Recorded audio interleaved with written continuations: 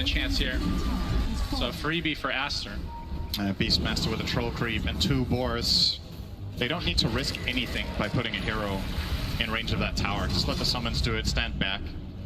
And Boxy also doesn't really dare to commit onto killing the summons. First of all, he's terrible at it, but even if he were to try, he could die in a roar. So yeah, you just have to give that one up. But you can look for your own move. Liquid, we'll try to find some sort of opening. And there might be a little bit of a false feeling of safety here with that Hawk finding nobody. Liquid know it's there, though, because they have a sentry. But this could open up a potential play for them if they can somehow get the right vision. They see XXS on this ward at the bottom tier 1. Bye. But no way to invade.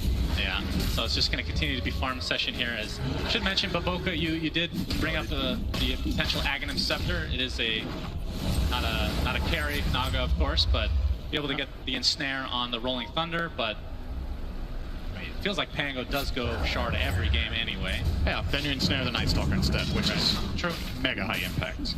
So if he gets there on the Naga, it could be a game-deciding item.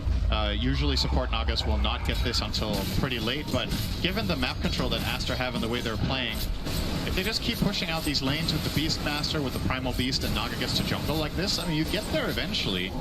He's been giving a lot of space. You can see Baboka is fully committed to the idea. He buys the Blade of Alacrity first.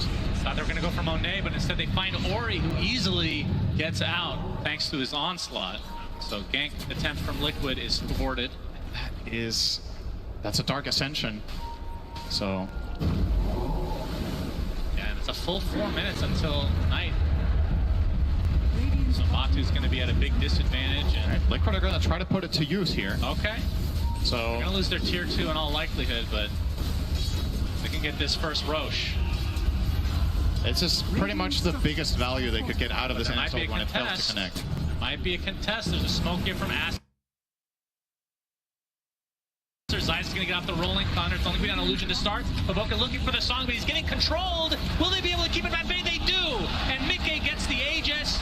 The roar applied to Zai, but it's really just a delay tactic, it feels like. Gets a snare on top of this, but Monet and company still want to fight, but he's going to get Laguna bladed. Mickey pops the BKB, focusing on the CM, but on the other side of the tree line, taking the right clicks. Looks like he's going to be the first to fall in this engagement.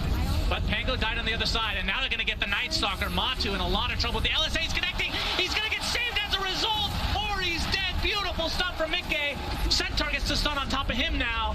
And he's left to his own devices, completely surrounded. The Gust is there, multi-shot, and the axes. So ASTER, they get some kills in retribution.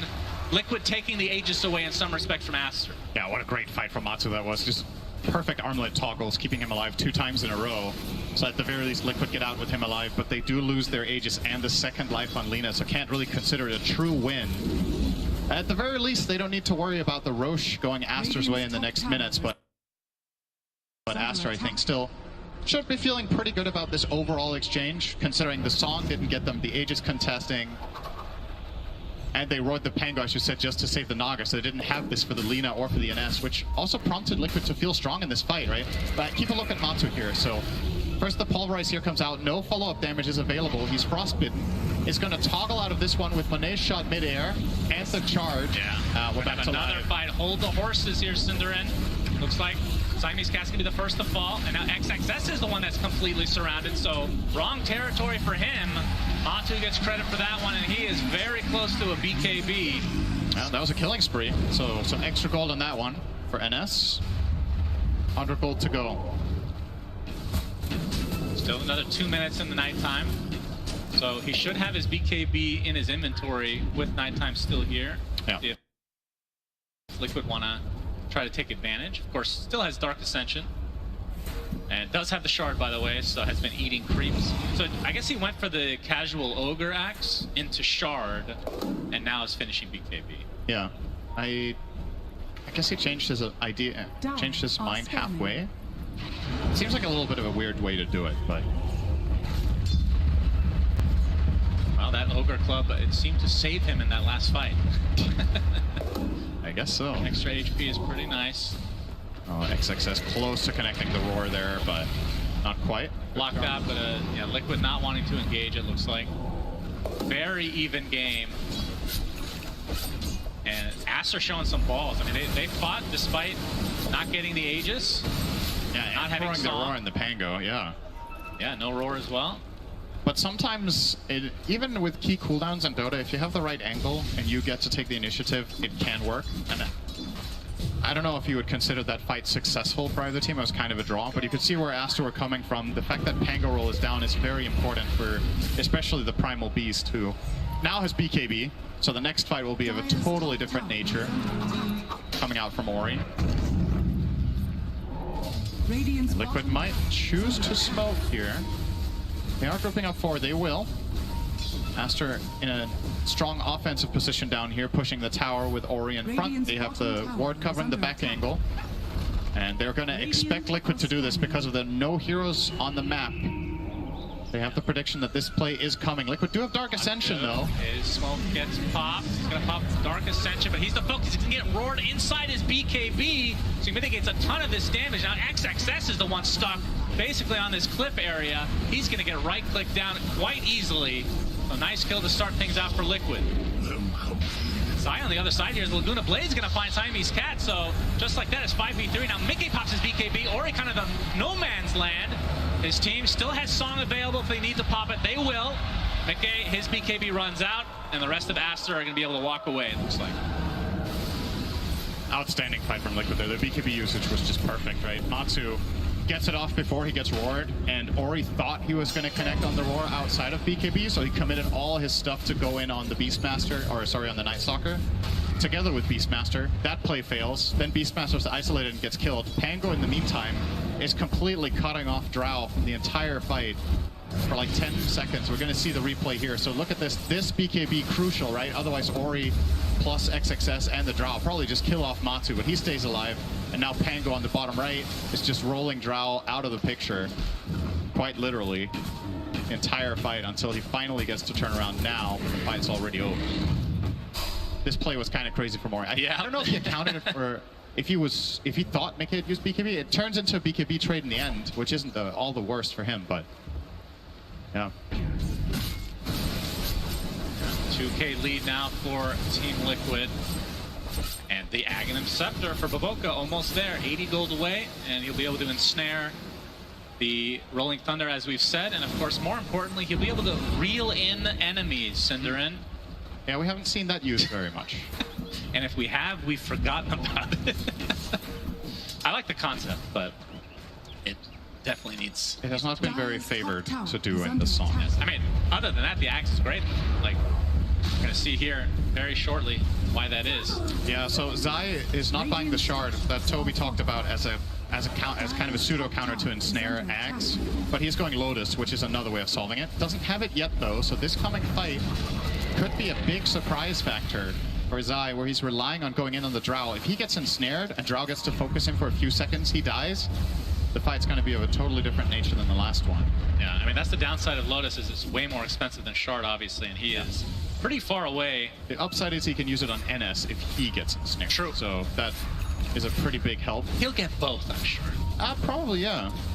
As he's actually had to use a tome for himself. That just shows how rough of a game it has been for Zai. The tier 2 tower is going to go down one way or another as the tombstone is placed. Pulverize coming in from Ori, pretty much full duration here on Zania, but he's more than healthy enough to continue to fight, as now Ori is stuck in no man's land. Laguna's Blade, down he goes as Zai going in with the Rolling Thunder, now applying all the pressure to XXS. He's going to get disarmed for the time being. This is looking like 3 kills very easily for Liquid. Song was available, but still BKBs were up. I think Baboka, he might still have to use it here. It only just came up toward the end of that. He didn't have it to save Ori. I think he could have maybe BKB TP'd out, but I guess maybe Tusk was in range for a punch. But yeah, these engages from Ori have just not worked out the way he wanted it to. He's charging up the onslaught, and the moment he does that, Insania drops the tombstone before he gets jumped, and the follow-up damage just wasn't there anyways. They didn't even kill the Undying to start off the fight, and Liquid make a very easy fight out of that one. Liquid with a lot of fans here, obviously, now gaining some momentum in this crucial game number 3. Getting this tier 1 tower, but it looks like ASTER wants to try to defend. They're too late. They are. Tower falls. Now we have a Silver Edge on Mickey. At the same time, Drow gets BKB, so ASTER now have another tool against the Pango roll that's been ruining Mone's game so far. Now he can reliably get some damage off. I got everything off. Yeah.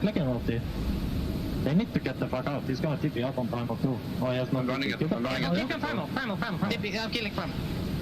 Look at me. Yeah. Looking at light. Kill two, please. Look at the beast. Running. I'm killing CM. CM dead to me. Look at this. Still running in. They almost seemed surprised that he was there. It's like, oh, there's a Primal Beast here all alone. Okay, we'll take it. Interesting build from Matu. After the BKB armlet, now has a Basher, but not opting for a Blink Dagger or anything like that. Instead, going for a Nullifier. Very cool item. Yeah, is a good way for him to counter off the Pike from Zara if she doesn't have the BKB. Not much else to nullify for now, right? I mean, if you get it off before the BKB doesn't do anything anyway. Yeah. It remains. I wonder if... But I feel like Blink Dagger at some point is going to be pretty important for him. But into the Roche Pit, Liquid go. And yeah, ASTER have an idea this is happening. They're going to smoke up. Is it going to be too late? No, it's at half HP right now. The Rolling Thunder coming in, mostly on illusions. He's going to get roared right off the bat. They're focusing on the pit now. No Song to come as Mickey gets the Aegis. Song a little bit late. Is there a shard on the ground? There is. But Boca steals the shard. As here comes the onslaught. Looks like the focus is on the Tusk to start this out. The Naga's going to be the trade, so it's a 1-for-1. Matu wants to fight, but a big multi-shot coming from Monet, but a bigger BKB from Matu. And now they're going to get triple kill for Mickey. ASTER are dropping like flies. Ori has to BKB. Onslaught to safety. Looks like he's fine, but Liquid coming out on top again in this fight. Yeah, these Roche calls they've made so far in this game have been absolutely perfect. Again, Zai with the coverage against the Naga rotating in and getting the Song off, and it took them quite a while to kill Zai during the Roar as well, because he has the armor of Lotus Orb instead of the Shard. Makes him a lot tankier against the Drow. So you're going to see the replay here. Pretty much same situation as earlier in the game. The exact same spot, same logic. Oh, Song's too late. He's like, wait, there's a Shard, so we'll go and grab that. And he consumed it, by the way. We're going to need to see what the other shards are in this game. I mean, there's a Beastmaster shard that he has not purchased in there. I don't know about that auto-consumption. Song healing is... It is good. Definitely, it's not bad, but it's one of the weaker ones on their teams for sure. Yeah, that's very surprising. That he I did wonder that. which the best one is. Like, maybe Drow? I don't know. It's maybe Drow or Primal Beast would have been good. I think Beastmasters is the best by far, surely. The diving bombs or whatever. Yeah, the thing about Dive Bomb being a root, right? They already have the Lotus, which I believe counters it if BKBs. So I'm not sure if that does enough compared to the other ones, but either way, they now have a Song that heals. They could have had Rock Throw, for God's sake. Yeah, I think the Rock Throw could have also been good this game. I mean, in the pit, that's amazing. Yeah, and it's also amazing for Ori because it gives him a reliable Q that he can go in. Like if he hits a Rock Throw on, let's say, the Night Stalker, perhaps he has the confidence to get a charge that is going to connect, right? Yeah. Which has been a problem for him so far in this game, is going in and actually accomplishing something with this Onslaught, which Liquid have covered really well. They're now going to take the top tier 2, building their lead to now 7,000. With Aegis in the hands of Lina for another 2.5 minutes, you would imagine they want to go and get the mid tower as well. Yeah, most likely. Wraith Pact almost online for Boxy. And Matu switched it up. Unfortunately, won't be seeing Nullifier. He's going for the AC, which not only makes him tankier and a little bit more right-clicky, but pushing towers is going to be even easier. Yeah. And for the side of ASTER, what are the items that they're waiting for? It looks like for XXS, the BKB is still not there. About 1,000 away from finishing that, but it looks like they're going to smoke into this Aegis. Maybe this will catch Liquid off of guard here. Hawk giving a little bit of vision. Boxy in the area. Not going to pop smokes initially, though. Liquid kind of know this is happening. They break the illusions here. Yep. And smoke just pops there. Laboka with the instant ensnare. Wants to get off the Song, but won't need to. They'll just walk away casually. D-warding. Still a little less than 2 minutes on this Aegis. Yeah. Do they want to use it, though? There's no repositioning from ASTER, so you can go and hit this tower with Lina, knowing that the Aegis will be sufficient coverage. Like, you're not going to get swapped into base and killed there and die again, for example. So there's no Vengeful Spirit in the game? Is that what you're saying? Yeah, well, that's one of the displacement spells, Shannon. There's more than that. That's true. There's no Marcy. There's no Pudge anymore. No Pudge. Sadly. Yeah. Starting to look better and better for Liquid. Mickey is now solo pushing bottom tier 2. Super confident here. Yeah. Knowing where ASTER are. We'll grab this tower. They're reading the situation very, very right. So tier 2 dead, and Mickey can now, you know, poke into tier 3 a little bit if he wants. He does. Now that his teammates are arriving. We see the win probability right now, 77% for Team Liquid in this game number 3. Guess what? It was 81 for ASTER earlier. Wow, really? Minute 15. Yeah, I couldn't believe it when I looked at it. Like, I don't know if 81? I don't know if I mean, they were winning, but it wasn't. Yeah. 80-20. That's wow.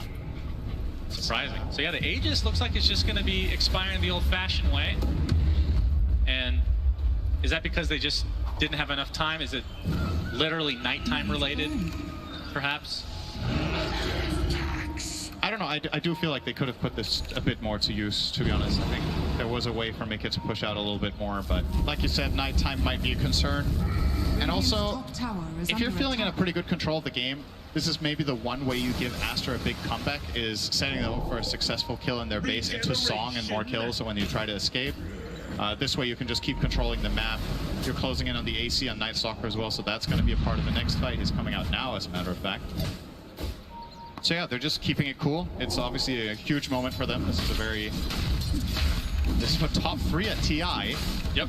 Don't want to mess it up. Well, the time has been given out for XXS to at least finish his BKB. He's about to get that as Matu's AC gets delivered as well.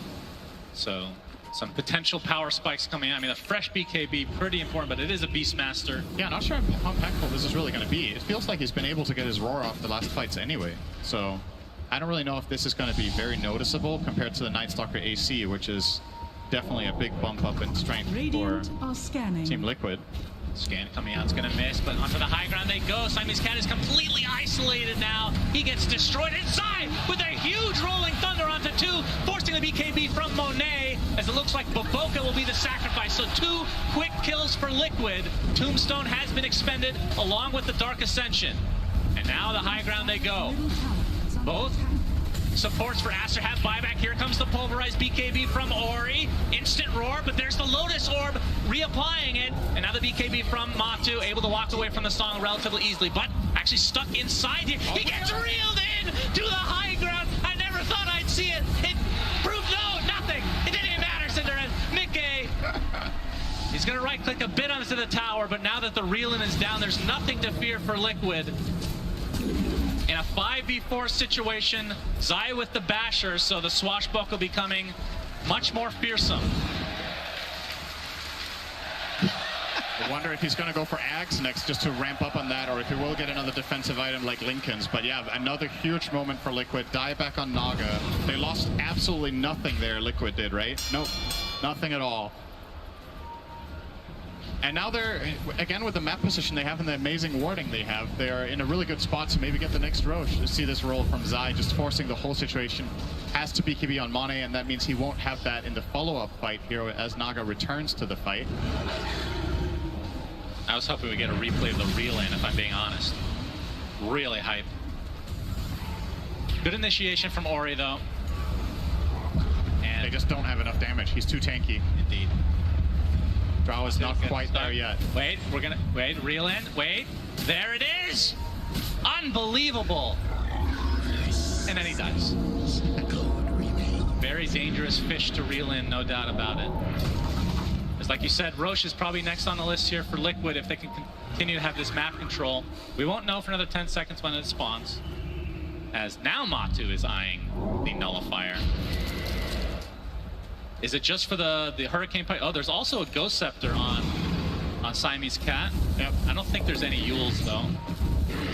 But still, pretty big counters to both those items. And it's going to be a relatively late rush. Nikkei is so insanely farmed. I just realized he's 150 CS ahead of the next hero in the game. And he seems to have a double damage quite often this game. Ori will clean up the wave, still be forced to glyph though. Yeah. This should not be underestimated how much this could end up meaning later. Because the Roche will be falling likely before this glyph comes back up, whichever team gets it. And if that is Liquid, that basically opens up for a free tier 3. They'll obviously get another glyph after that, but This Radiant lineup kills towers really fast if Lina gets to just stand and deliver. Indeed. But Push ASTER, up mid. they want to aggress. They're going to find Insania, the instant pulverized gust to follow, but the Rolling Thunder is coming in. Insania is going to live. Now the Roar on top of Zai, they're right-clicking him very easily, but XXS is taking damage as well. So it's a 1-for-1 in terms of the position 3s, but they lose the Primal Beast as well. And no buyback here for ASTER as they're left with 3 members. And still 50 seconds on Roche, so ASTER will technically, in fact, everyone will be up. Such an awkward situation to play as Naga Siren there as well, right? What do? Do you use Song to try to save your Beastmaster with the heal? Then you're also saving the enemy Pango. So, or actually, no, he could have Songed, right? He was in roll. I actually think Boboka maybe with the heal would have made the difference, but he was holding on to it. Yeah, Matu ends up getting the tower here, getting kited a bit as the Lincoln's applied, but you can see Mickey is the real right clicker here. Fortifications popped. And they're going to reset. They're not even, they're not going to go for the melee, don't want to overextend. And Roche will be up in 10. And they do have natural Night for 4 minutes, so Night Stalker is still very powerful despite not having Ascension. Matu can still do. Oh, nice Ice Shards. Here comes the initiation. Oh, the instant snowball actually ruins it for Ori, but he gets the pulverize off after the BKB. Getting kind of to a high degree here, but LSA not going to connect as Matu. Continue the pressure as Zai gets off the Rolling Thunder, and Ori left to his own devices. 1 minute of no Primal Beast. XSS takes the Laguna Blade and takes another death to his name. 5 versus 3. They're going to get the melee racks and likely go for Roche after, although there are no creeps here, so the backdoor protection is enabled. The wave is coming now, though, so easily going to get the first lane. The question is, are they going to stop there? Mickey is insanely farmed. He's so far ahead. 10k over the Drow. And now they're going for the second set. Yes. Yep, they know that these buybacks are long cooldowns. That's 2 sets, and they probably still have time to go get Roche. Of course, they do have to be careful. We've seen the Song come into play, and it's going to be up in 6 seconds. Yeah. Matu does not want to go home today. Could have been his last game, but he's 10-0 and 11 on the Night Stalker that his coach said he can't play. So kind of making a point that he can play whatever you damn want. That's right, and they're in the Roche pit, and Roche has the Aghanim Scepter, which I hope it's on Matu. For the love of God, please. It will probably be on Mickey. Damn it. Wait. It was on... It's currently Zai? Okay, yeah, they want the extra fast chance. Okay, fair enough. Also good. Very good Ags. We're discussing him buying it himself. Now he just gets it for free. And look at that, he's top 3 net worth now. Would you look at that, Cinder? And after that rough start, all it takes is some Roches. Had a great start. No surprise to see him on 3rd here. And ASTER left to be kind of in defense mode, but the longer they're in defense mode, the bigger the deficit becomes. 32k lead for Liquid as they're on the doorstep of securing themselves top 3 here. And that's going to lead to, potentially, if this happens, 3 EU teams left at TI11. And we have Mickey. Oh, the Lincoln's is already proc, but there's the instant Walrus punch. Nicely done from Boxy. Huge Rolling Thunder. Down goes Primal Beast again. Boboka's Song gives them a little bit of space, but he's getting controlled now. The Rolling Thunder continuing to proc, and he's dead as well. And now the focus is onto the Drow Ranger. No bash this time around, but Matu finds what he needs. Buyback now into the Drow. Snowball coming in. Walrus punch to follow.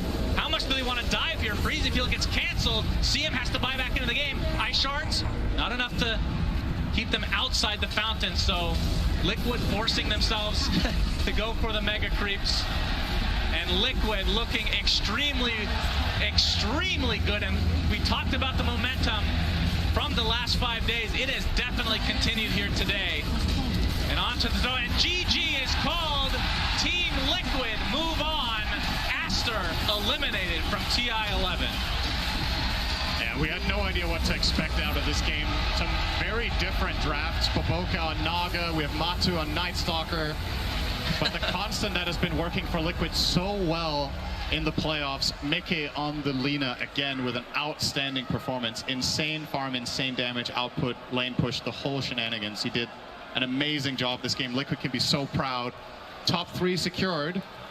They'll know who they're playing against after the next series coming up later today, but I feel like no matter who loses that one, it's hard to call them a favorite at this point. I was gonna really scared. The momentum, we've seen it so many TIs. I mentioned it earlier.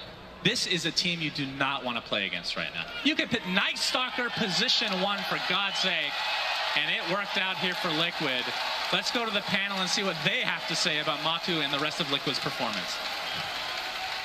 Thank you very much, Sunsfan and Cinder. And indeed, Matu's career continues for a little bit longer, and they are making it to the final day. We'll see them, of course, again tomorrow. We're going to talk about this game. We're going to get a chance to talk to the winners as well. I'm here with Jenkins, Effie, and Lacoste. And there's a lot to break down in this game, because we know that Blitz at the end of the draft was like, how'd you get Night Stalker? Well, we just asked Matu which hero he would like to play last, Jenkins. And it was Night Stalker, that he has not played at a TA game before. Yeah, he had a flawless game on a stupid hero. I'm just going to put it out there. He was just trying to have a good time, try to have fun.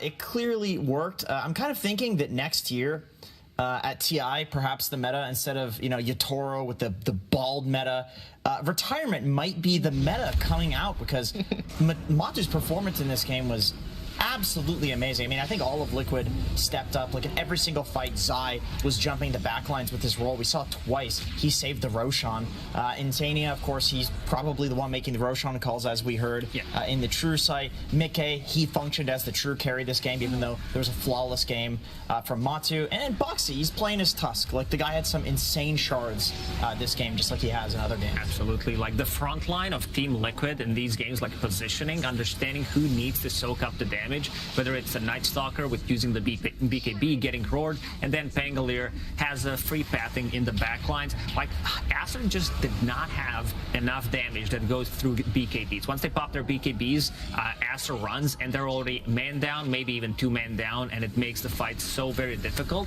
And I think the big key important here is also having vision advantage. You do have Night Stalker, you do have Tombstone, fighting underneath the ward so many times, and Matu, as we see him, you know, clapping for himself, keeping his dream alive.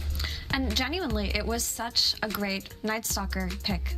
It fit the game so well. You have this Lina from the mid lane who's going to need protection, who can dish out the damage, but is very susceptible to dying in this early game. And Liquid played around Mike on his Lina so well. They were reacting to those early game rotations so nicely. And because this Night Stalker went for that early game build with the armlet, all of a sudden they had this hero to play around from the safe lane while the Lina farmed up. And they just had the late game security of this Lina outscaling potentially anybody on ASTER's draft. Also, Jenkins did mention this, but the Pangolier did so much in these team fights and protecting objectives. Like camping the Pangolier near the stairs, near Roshan, because that's where Naga walks down from to try to steal it, is just so good. It worked out twice in one game. And that is with Zai having a very, very bad game. And we have obviously last week heard Blitz do a speech a couple times. But what's better than a speech from Matu? I mean, guys, no matter what happens today, we win and lose as a team. No matter who the fuck fucks up or anything, we're gonna win and lose together, yeah? It's very wholesome, and they won together with that as well, so congratulations once again. And I would also love to hear a little bit more from our winning team, which is why Avo is standing by with Insania. Thank you, Shira. I'm here with Insania. What a series of games. You guys take every game to the third one. Are you just doing this so Matoman can play as many games as possible?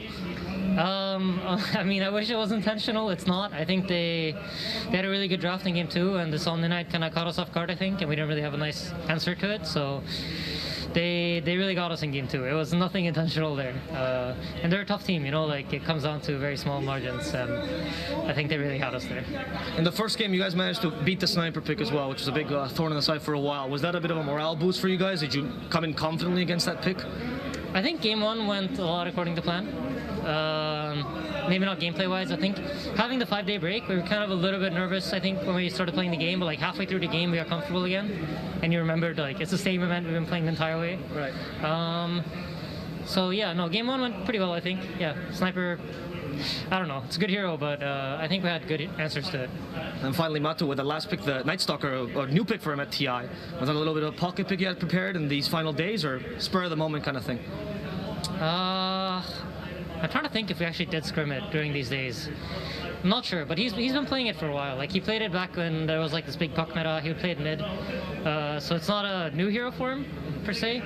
But it's also kind of funny. Blitz said, like, Matu, what do you want your last hero at TI to be? And we're like, what are you saying? And Matu's like, this is not going to be my last hero, and then he picks NS. Well, we're gonna thank you for the interview, Insania. A pleasure. Congratulations once again. I'm gonna go back to the panel to analyze that game. This is not going to be my last hero. The confidence, that's good stuff coming from Insania there. Yeah, Team Liquid moving forward. I feel like we have to talk a little bit more about Team ASTER as well, because eliminated from TI before the final day, our final team coming out of the region, China, because you mentioned it earlier, it's not been done. Yeah, since TI3, that was the last time China did not have a team in top 3, and this is going to be their, like, TI as well, but ASTER had a great performance. Like this whole year, you know, they were not able to go to LANs at the start, but once they show up at LAN, their performance is really good. Like, and they also show that you know, PSG LGD, they can beat them, they can eliminate them from TI, and you know, competition is their proud region, no doubt about it. And I think we got to give credit to all of these players. We have like Pichu, Sammy's Cat, up and coming player that showed up TI. And first TI carried really hard for position 5 as well. Yeah. And XXS, I cannot emphasize enough how much this player does for his team. He is such a clutch player. He's not just the playmaker, but he's the one who folds least under pressure. I can recount so many times where things looked bad for ASTER, but then he just comes out with these big black holes or these big arenas. So just having someone like that on your team who can bring things together for you is so important. And of course, Ori, who we mentioned, he really just pieced together the team.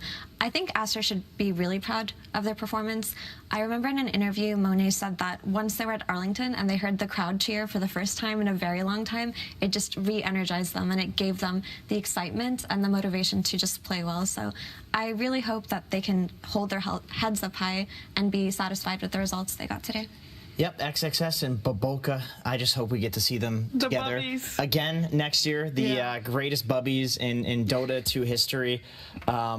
I think they're #1 for played of all time.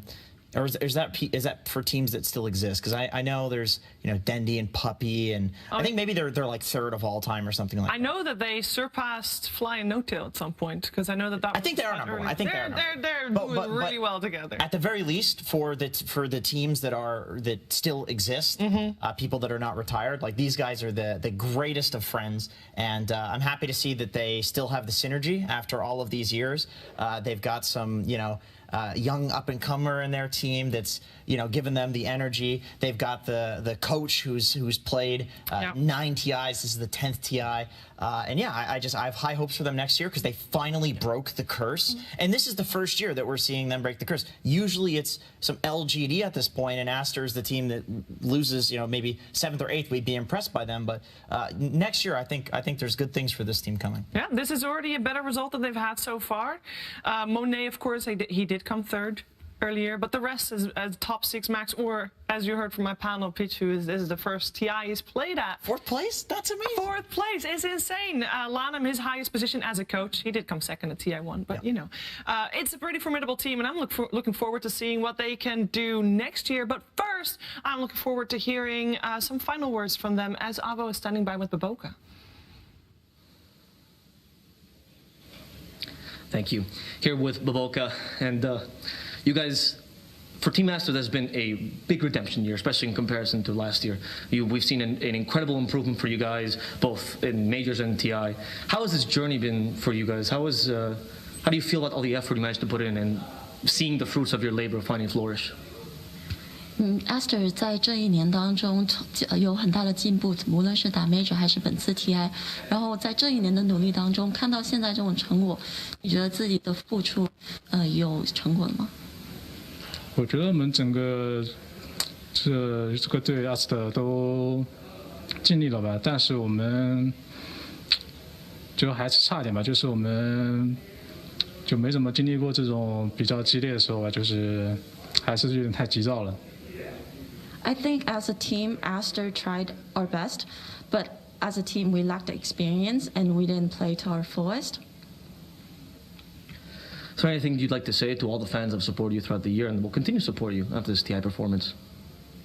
有没有任何话想跟一直以来支持你们的粉丝说，然后本次 TI 支持你们的粉丝？这只能抱歉了呀，感觉是有希望的，就因为自己的没打好，还有我们队整个的运营就没打好嘛，就反正是有机会的，只能抱歉了。All I can say is apologies. We could have done it. We had the chance, but we didn't play to our fullest. So all I can say is sorry, apologies. We're gonna go now back to the panel. Well, I don't think ASTER has anything to apologize for. As we have highlighted, this is still top 4 TI, a very, very good result, something to be proud of for sure. We are, of course, moving forward without ASTER. We've got 3 teams left remaining, and those 3 will stay until the end of the day. No more eliminations. This was our only one that we eliminated today, so you know it's always a painful moment, but it has to happen. But it's a good thing that we are one step closer to crowning a champion, and we are going to be having a little bit of a relief, of a breather, with our Dota 2 historian, Pyrian Flex. I read more twists. How did they get the recipe? I don't even have that one in the archives. Ah! A welcome appearance and impeccable timing. A fresh import from our old friends Sithel and Quirt. Now they're engaged in a triumphant revival with something called the Candy Works. By all means, sample the fare. Oh my, could it be? But it is. Here in my archives. Grieval Taffy.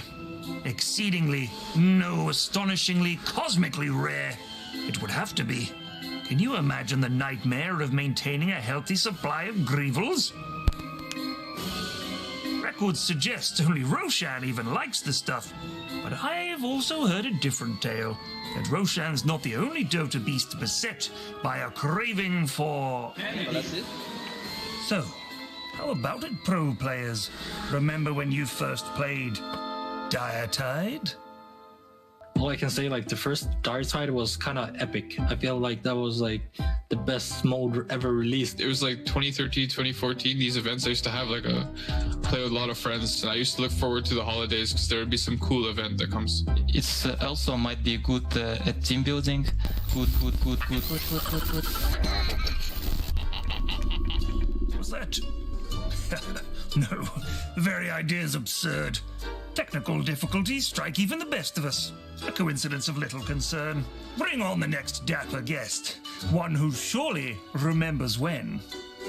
可以跟自己的一些好朋友去参加，或者也可以跟一些。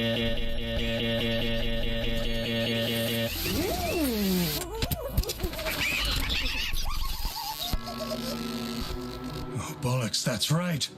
Where there's Grieval Taffy, there's Grievals. They'll ruin everything. Diatide. My archives. My Ascot. Wait a minute. The Grievals aren't a problem. They're an opportunity. With the Candyworks opening soon, there's money to be made. Riches beyond the meager touch of Midas. Think what I could do with all that coin.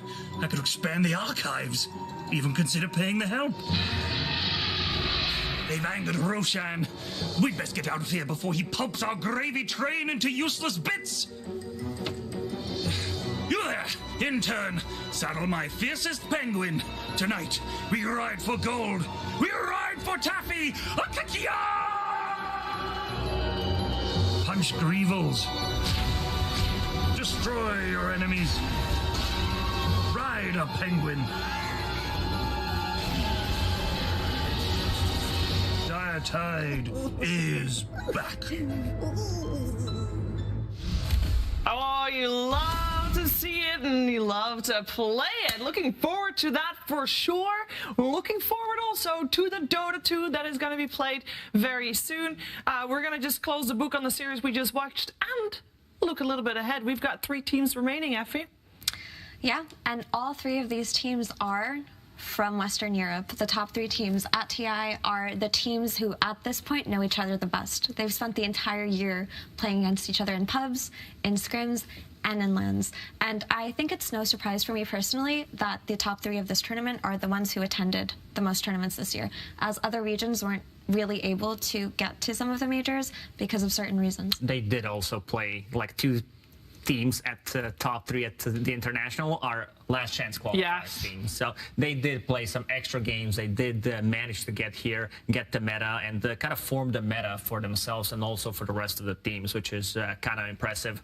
It is impressive indeed. We've already seen Liquid play. We still have 2 teams to play, but before that, we're first heading to the arena to see what Slacks is up to. Hello, everybody. It is time to show you the end of a very long journey. It's one of the best times of the year for me. It's time to tell you who won the Dota 2 short film contest. Now, before we get too into it here, I just want to say a word to everybody that submitted one. I mean, again, the Dota 2 community is so creative. Everything that you guys make has so much passion, and this is the moment for us to celebrate some of the hardest working guys in our community to show their love of Dota. So before we get to 3rd place, ladies and gentlemen, can you please put your hands together for everyone that submitted to the short film contest this year?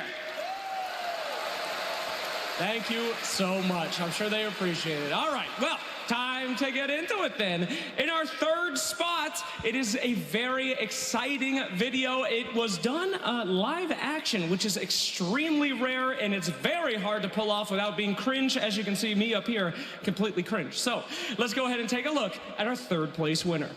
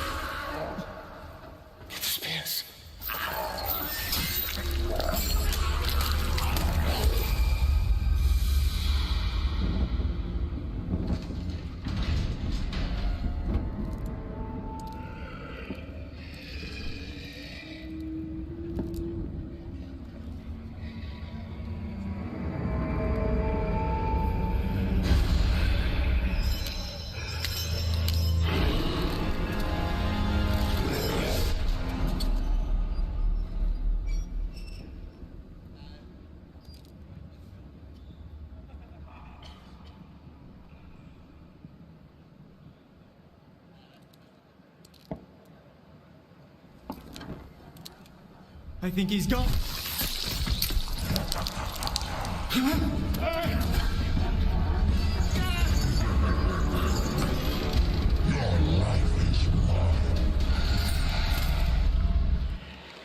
There you have it. Congratulations to Fierce Lego Link. I mean, the costumes, the set design, everything about that, and the live steer itself, absolutely incredible. But coming in 2nd place is another very unique submission. This time, animated, hand-drawn, I believe, of an incredible moment that you might recognize. Let's check out our 2nd place winner.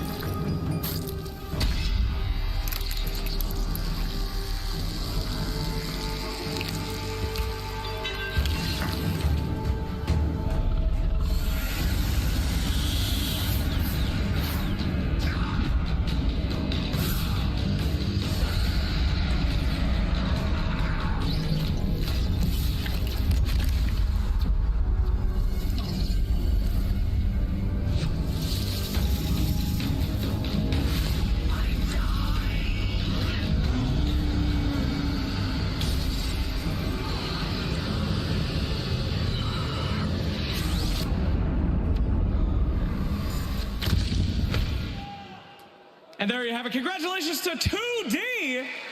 And in case you didn't know what that was the iconic RTZ 1v5 Rampage that happened over at TI9. So such a cool little feature there.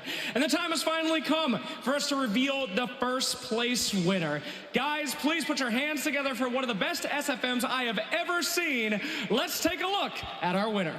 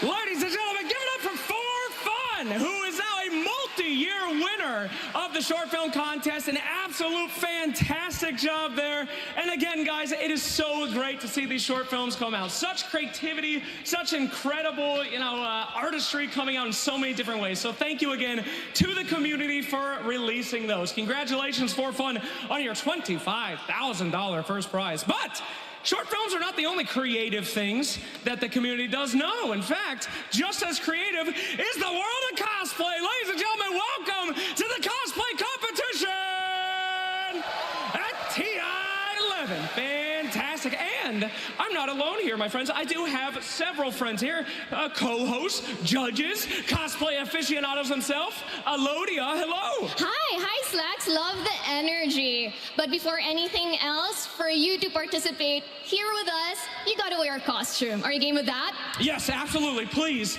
give me my sweet, stinky hoodwink. Hell yeah. Thank you. All right, so hi guys, I'm Alodia from the Philippines. Today I am cosplaying as Pop, and I'm such a huge gamer. I love Dota. I've been cosplaying for the past 20 years, and I am truly honored to be here today with all of you amazing guys. So thank you so much, Valve and Dota, for this prestigious event. I'm so lucky to be here. Thank you for coming, and your puck looks amazing. Give it up in the puck. Woo! All right, fantastic. We also have some judges here as well. We have Tasha, of course, a fellow cosplayer. Fantastic, thank you. And you will be judging. And then who do we have over here? Vera Chimera. There you go, Vera Chimera. Give it up for our judges, please. There we go. All right, guys, we have got some fantastic cosplay. We are ready to go. Are you ready? Are you ready? I am ready. I've been ready. I'm in the hoodwink. I'm set. All right. All right, game. Yep. Okay, well, we're going to start things off. Ladies and gentlemen, please do not avert your eyes from the disgusting but delicious Hattie Acker as the Weaver. Look at that. This cosplayer was able to successfully mimic Weaver's silhouette by crouching. He's able to hold this position and move around with the help of a trolley. All powered up with the help of lights. Be careful when he casts Swarm. Fantastic. Coming up next in the other competition, watch out the trees, comes Zainal Hazikas, the Timber Sauce. So cool. This Timber Sauce armored weapons are made out of rubber sheets to make him look structured. He incorporated LED lights to make his weapon glow. Make sure not to be in his line of sight when he casts Swirling Death.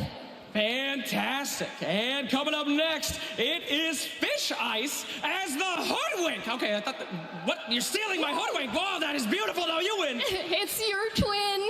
So adorable. So think Hoodwink's weapon is made out of wood, but it's actually made out of rubber sheets painted to look like wood. So make sure to dodge his acorn shot. Oh my goodness. Coming up next, it is some hot, hot stuff. Ladies and gentlemen, it is Ryuki as Lina. I remember her from the anime. It's amazing. So if you look closely, look at her heels. They are transparent to make her look like she's floating, which is similar to the game. So also held up by her wires, her skirt is actually there to keep it rigid. So watch out for her Laguna blade. Oh my. Coming up next, Artificer and Avion Tees present the Rubik. Oh! Lifting them up and putting them down. Insane. This Rubik, if you look closely, his staff is powered up by fairy lights cleverly embedded within the crystals. It has also used rubber and wood to craft the leaves. So, yep, no magic is definitely safe with this Grand Magus spell steal. Fantastic. And up next, we have Petique as that disgusting lifesteal. Oh, it's hideous. It's so real. Gosh. Look at his stance. It's pretty intense. His suit is actually made of silicone, so it's more flexible for more movement. So don't let your guards down when he casts Infest. Oh, infest me any day, my friend. Coming up next, we got Shabazz as the Ember Spirit. Oh. This Ember Spirit's costume details are insane. The structure and shape are made out of rubber sheets, also using reflective and neon paint to make his weapons glow. Watch out when he does Fire Remnant. Okay, and next up is King KJ. Is that really Lich? That's really Lich! Yeah. Nobody could be that tall! Oh my gosh, he's huge. If you guys are here in the stadium, he is 2 meters tall. And if you look closely, he's using 2 poles to control his arms and hands. So be sure to disperse when he casts Chain Frost. Fantastic. Coming up next is Mizuki Ottawa, as you know him from your band list, the Huskar. Wild. Huskar used a combination of silicone molded to look like muscles for more movement and rubber sheets for his weapon. His eyes are also glowing with the help of LED lights. Always be on guard when he leaps on you with Life Break. And last but not least, the librarian with the most. Ladies and gentlemen, put your hands together for Rukia as the Warlock. Amazing. Would you look at the Warlock's lamp? If you look closely, the mask and the lamp are all 3D printed to get that precise angles. All right. Before we give it up to our winners, please can everyone give a round of applause to all the cosplayers here today. Absolutely fantastic work here. And we will begin. Now, our first category here is called Best Technique. What exactly does that mean? The best technique award is for the cosplayer with the most clean and precise work. It should be designed to be easy moving and durable. That's right. It's all about the movement, the preciseness of the animations. Yeah, just like Hoodwink. That was perfect. Ladies and gentlemen, your winner for Best Technique, it's Artificer and Avion Tees as the Rubik! Give it up! Ah, yes, fantastic. So next up, we have Biggest Transformation. So this is the cosplayer with a demonstrably impressive costume that shows a marked transformation in the cosplayer's appearance and physique. All right, so Biggest Transformation Award goes to... The Biggest Transformation Award goes to Mizuki Ottawa as a Huskar! Transformative. All right, Judge's Choice. Now, can we talk a little bit about what a Judge's Choice is? Absolutely. Well, Judge's Choice, it's a mixture of both portrayal and precision of the character. So we want to find a nice, healthy balance of all the little talents that we can find so this person can really up their cosplay career. All right, fantastic. Judge's Choice. The winner is your boy, Hadiaker at the Weaver! Skiller on it! Oh, look how happy he is. Oh, that reminds me of when the support Weaver was happy. Oh, Carrie Weaver, very depressing. Anyway, right, ladies and gentlemen, it is time now for Best in Show, the most coveted of them, the best overall, right? Are you ready? Ready? Are you ready? Oh, very. Yeah? All right, I'm ready. Okay. All right, Best in Show goes to the cosplayer who scored consistently in all areas and criteria, which is accuracy, craftsmanship, portrayal, presence, and creativity. Fantastic. And your winner for Best in Show of Cosplay TI-11 goes to Ember Spirit, the Shabazz, baby! There we go! The stance, the weapons, the flames! I'm feeling hot, baby! There it is, absolutely gorgeous. Ladies and gentlemen, give it up for our cosplayers! Fantastic. Alodia, what did you think of all the cosplayers here today? They were amazing. Like, we saw them also the other day. It's like we were so excited to be here for you guys to see them in person. Absolutely. Well, guys, thank you so much for hanging out with us, seeing all the creativity of the Dota 2 community. We got short films, we got cosplay, and we've got such more great Dota to see here today. But you don't want to go anywhere, because we got something I know you're going to want to see coming your way right now.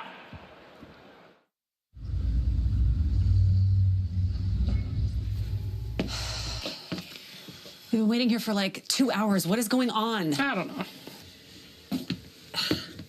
Is anyone in there? Hello? Hello. Hi, what can we do for you? Hey, which one of you goons wants to have a meeting at 6:30 in the morning? Of course. They're firing us. Okay. They're firing us. Calm down. They're not going to fire us. I'm sure it's fine. No, it's fine. I'm sure it's fine. Mr. Newell called you in today concerning last year's Gabe Newell Mega Kills pack.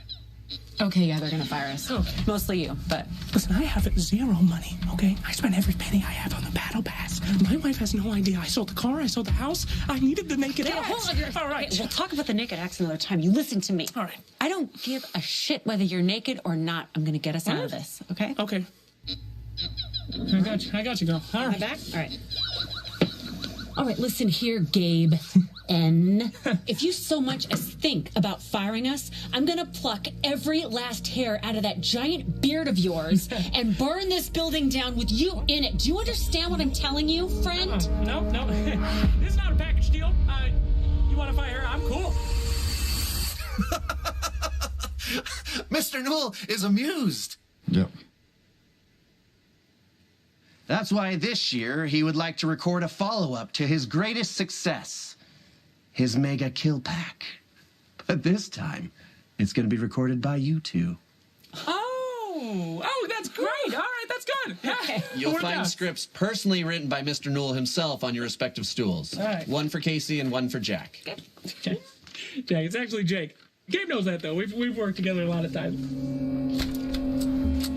Your name's Jack. What? It's Jack, okay? You're changing your name to Jack. Listen, this guy's fucking crazy, all right? Last year, I was the taste tester for pet food, for pet food. But now, I'm the VP and my name is fucking Gary. Gary, all right? So listen, just be happy that your new name starts with the same letter. Okay? Could I please be Karen? I don't know. Does the script say your name's Karen? No, it doesn't. No, it doesn't. Okay, you guys are doing great. Keep up the good work. Oh, man. Asshole. Let's start recording now. First blood, vast implications into the lore. Nice. Double kill, dab on those haters. Hello. Oh, yeah! No, none of that. Stop that. Monster kill. Is this what you guys want? Because I'll give you what you want. Gabe, is this what you want? Because I could do more. A lot more.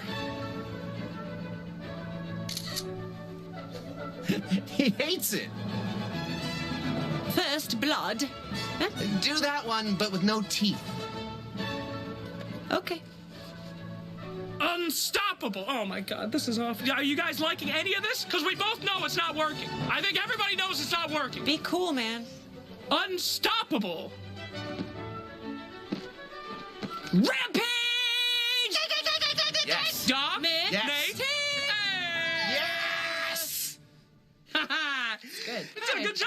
Good job. I know. Nice. All right. Thanks, Gabe. Bye. Thank you. Perfect. Thanks, we had Gabe. a great time. Ours again. When do you think it's coming out? Well, let's see. They've got to edit. Why is this door locked?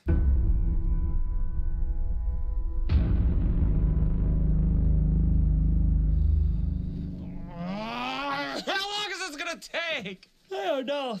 This is long, even for them. I'll take a look.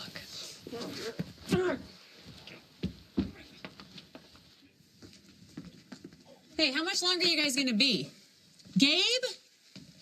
Gary? Oh my god. Oh my god. He's dead. Duh. Oh no. Hey, did you look inside his pockets yet?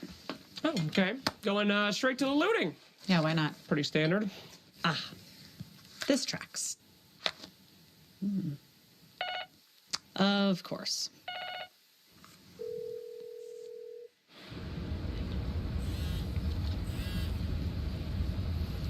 G-Money. Oh, Gabe? Gabe, it's Casey and Slacks. We were just calling to check in on the status of the Casey and Slacks announcer pack, remember? The what? The Casey and Slacks announcer pack. You know, that thing you locked us in here 4 years ago to do? Right. That was Garbo. Gary's fixing that, right? Oh, Gabe, I don't know how to tell you this, but Not again. Gary, bring me the potato phone. Gabe? Gabe?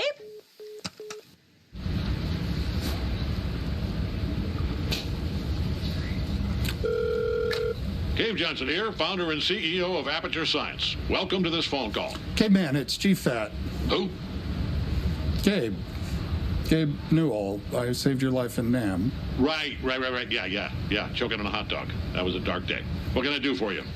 I'm calling in a favor. Sounds ominous. I'm in. What's going on?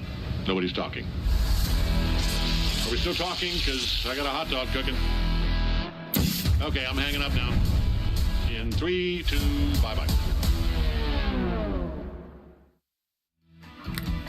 Let's go! Let's go! A cosplay celebration! A Cave Johnson announcer pack! My boy J.K. Simmons coming in the clutch! Can you believe it, my friends? It's celebration time as we're getting ready for our next series. I'm here with Sheepstick, a Lizard, and T. Sheepo, can you believe it? A Portal announcer in my Dota 2?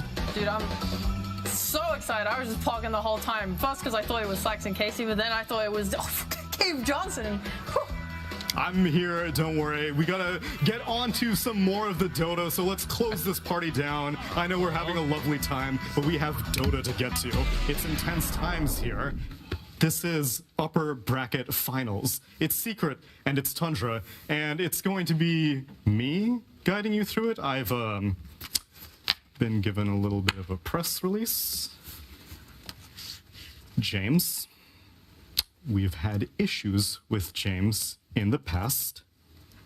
And that's not the case this time. No, he's actually feeling a little bit under the weather, so you're stuck with me for the rest of the day. Hopefully he will be back tomorrow. I'm sorry, people in Singapore, and I'm sorry here in Norway. Apologies, friends. You've been doing a great job building up all the chemistry over all of playoffs, but now I'm here to mess it all up. So, T-Gov, tell me about... Oh, no, not me first, not me, no, please. don't worry, it's brackets. Let's talk about brackets. Is this my camera? Is that my camera? Brackets. Let's talk about brackets. I think that's how it works. Or we can talk about the state of the Dota. Yes, we just saw Pick your Liquid. mind. Okay. Choose one thing. We just saw Liquid take down ASTER. And we can see how it all happened. Oh, this is the second worst host I've ever had. Good. We're setting the bar high. Lizard, you haven't gotten a chance to talk, and I know Too Good regularly stopped you. So here, the floor is yours. Where were we at in the bracket? Should I even try talking? I'm not going to cut you off. I can actually speak. Listen, Amazing. T clearly wants to say something. Yeah, we've come a long way to get where we are into the penultimate day with 3 EU teams already. Secret, Tundra, and Liquid waiting in that lower bracket. Secret and Tundra, the upcoming match You guys have been like both. Wait, actually, it's Tiga. You've been covering the EU scene, right? So you've seen this matchup many times before. Yeah, too many times. No, but I think the surprising thing here, at least in regards to the history of Western Europe, Secret has always been 5th place in the region. So they come now to TI, and it's like the top 3. They're playing against the teams that always beat them inside the regions. So there's a lot of kind of redemption required for Secret, at least for how kind of difficult their whole DPC season has been. Especially since they came all the way from last chance qualifiers. It has been a hell of a journey for 2 out of these 3 teams, but it's not that much of an anomaly for these teams who have taken the longest journey to TI to do well in it. This is all the teams that have come through wildcards, regional qualifiers, and now last chance qualifiers in TI 11. It's not that weird for them to do well. Sheepstick, we basically started the wildcard process come TI4, but it seems like a direct invite does not guarantee you a high placement. Yeah, that's true. I mean, I think a couple of players talked about, oh yeah, going through the open qualifiers. I mean, that's just part of the call. Like OG, didn't they win one of their TIs off the back of that? It's right there, yeah. Like that was probably one of the biggest like hype stories ever, and I'm happy to see other teams taking this momentum and just running with it. It's the momentum, right? It's also the sheer amount of games that you're playing through the LCQ, through the group stages. Like you get the feel of the meta, and if you have the right players that are very skilled but perhaps need a little bit of refinement, like Crystalis is. Right. Actually, wasn't it Thompson as well with Monkey King? Right, like the first year, the TI8, it was Thompson with Monkey King as well that came into the scene. Thompson was a pub star. He was doing Meteor Hammer Invoker and then starts winning a TI afterwards. But it's all these teams put together that had a little bit of unique secret sauce that got them to this point too. Yeah, I think it's the fact that you have... I completely blanked, won't lie, mate. Yeah, it's my fault. Yeah, you just asked me the hard questions. I want James back. Yeah, nah, it's good. No, I think the main thing for at least, like, let's say Liquid, it's they're playing with their hearts. You know, I think Tundra, they're the team that's calculated. They break everything down, and Secret, they are kind of forged through the fire of having to go through one of the more difficult seasons. So now that we have our top three, it's we've got passion in one team, technical ability in the next team, and then kind of just Secret's just resilience in the other one. So it's just, yeah, it's an incredible top 3. Wait. What is Tundra out of those 3? They're the technical, yeah, they're nerds. They're the cool nerds of the group. They're definitely the nerds. Yeah, they're the ones that break it down. I would argue that before them, Liquid were the nerds, right? Like when you imagine Insane, I agree.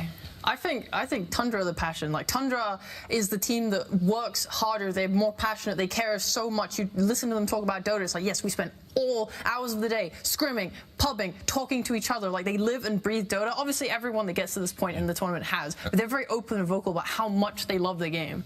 Every single one of us that has worked with AUI, with AUI, as an analyst, as a coach, that man lives and breathes Dota. He's a degenerate, for sure. And he eats with his bare hands. Yes, I've witnessed it on multiple occasions. And obviously, ASTER no longer in the tournament, but each of these pairings that brought them to success, Tigov. I think that it's a little bit unique how it's not always just the offlane and the carry that's winning these games. It's not always the mid and the support. Each team kind of has their own dynamic. Yeah, coming into the top 4, you know, shout out to my mate Benji, we went through this. We wanted to look through the average kills by 10 minutes from all the top 4 teams. These stats were based on from yesterday. They haven't taken into account the series we just witnessed. But if you already look here, for example, Liquid averaging, 5.71 kills every 10 minutes. Compare that to ASTER all the way down at 4.1.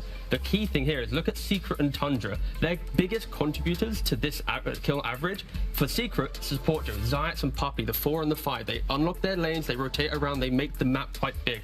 On the other hand, Tundra, it's the offlane Joe. It is like the world-star offlane Saxa and 33. These guys, they are dominating lanes. They are crushing their opponents. And that gives Tundra the ability to enter the game. So we have these top 4 teams, now top 3. But the key on like kind of enablers in the early game, it isn't always just the 4 and the 5 or just the mid lane. It is different from team to team. So that's going to be the big disparity in this matchup, at least Secret and Tundra. Can they shut down this offlane? And I'm surprised that it's specifically not Resolution and Zayats that are doing the magic, because they were the pairing, I thought. They were the pairing, right? Like they played in the same team, they come from the same region. But when you think about it, this is probably the team where Puppy feels the most comfortable with since Navi. They're pretty much all Eastern Europeans, right? Like you have Nisha as well, you have Zayats, you have Rezo. But Zayats and Rezo, you can feel the full Davai momentum from them, right? Like they're diving all the time. I mean, yeah, Rezo and Zayats, it's more about their synergy, their ability to talk to each other and have a good lane. But Rezo's not really the playmaker of the team. He's very much like they're playing him as the core. You'll see Chrysalis moving much more than Rezo in the team, for example, and like you just see people going like gravitating towards Rezo's lane. We're going to gank for Rezo's lane. We're going to make Rezo have a good game. He will stay in his lane and farm, and then only move out of his lane via a TP when there's like a mid tower to push, or there's a Roche down that can be taken. Because this team also plays really nicely around having heroes that can take Roche early with the Slardar carries, you know, the Marcy's, the Tusk, all this stuff. And we talk about Tundra being a bunch of nerds, but it's a nice argument. But why don't we back it up with a source? What better source to talk on Tundra than Secret's Puppy? I think Tundra overall have 5 skilled players, and they are a bunch of, I call them cheaters, you know, they're just a bunch of cheaters. They got some cheaty strats, you know. 33 is just gonna come up with some stuff, and you're gonna look at it and you're gonna be like, yep, that's cheating. That's just cheating. They have 2 guys, basically like 9 and 33. They're like kind of unique in a way that what heroes they're playing. Like 9 is playing some Spirit Breaker mid lane. Tundra using a lot of Zoo heroes for Search 3, because that heroes kinda cheesy, because if he plays it and you not counter well, you're gonna lose like in 20 minutes. In my opinion, in my head, Tundra is still the best team to beat. On top of the fact that they're 5 skilled players, they just kind of like manipulate the game a lot. And that's what Dota really is about. It's about breaking the game. And they do it pretty well. And they were able to break the game all the way here to the upper bracket final. But they've been here before, T. Stockholm Major. I remember everyone's like, oh, Tundra, Tundra, Tundra. They completely massacred the group stage. Come in, and then at the finish line, they kind of stumbled. Yeah, I think the thing for Tundra is they always have like the smallest hero pools of any team, but they have like the strongest understanding of how they want to play it. Like in the interview, they're mentioning, 33's offlane. He's played 6 heroes so far at TI, and they're all kind of the Zoe annoying heroes, the Enigmas, the Visage, the Beastmasters. So if you're against this type of team, if you can do the prep, there's been a 5-day break. You've been able to study everything. This is where Tundra could potentially falter, but they're also so damn good. I also hope they don't overthink it, because that can sometimes hurt you even more, right? Like you're overthinking it, you're thinking like, which one of those Zoo heroes should we ban from 33 so that we don't lose 2 games under 30 minutes once again, like in the groups. Is it for the Konami for this one, Sheep? You think that they took their time off like Liquid did and won? Oh, I mean, Tundra, they had the smallest hero pool coming into this final, so maybe they have new heroes. A lot of the players like to talk about bringing new stuff in. It's hard to know, though. I mean, it's not all about the cheese. You know, we got the Doom as well for 33 that he loves and has a lot of success with. Oh, new hero. Let's go. All right. You want to see new heroes? Let's see some new players. Let's bring out Tundra Esports.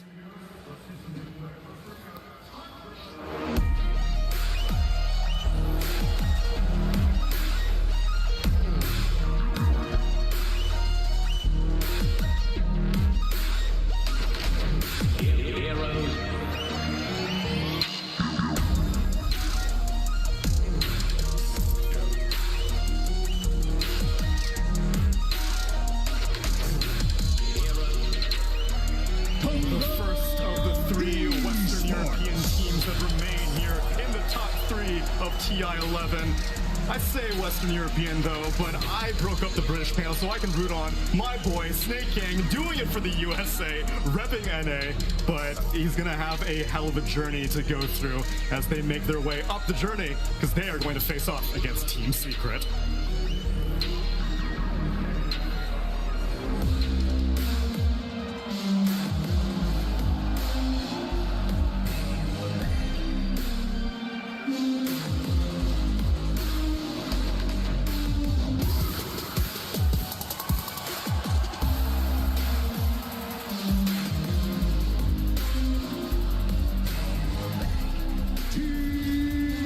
Superstitious are you? Because if you believe Puppy's trends throughout the past few TIs, it seems already fated that he should be second place in this one. Win or lose in this game, he may end up in that grand final. But is it his turn to take an Aegis one more time? Will he be able to do it with his teammates that he has brought from the brink of near irrelevancy this year? Secret made 78 DPC points for the entire season. Now they show up here October in Singapore, and they're ready to take it away.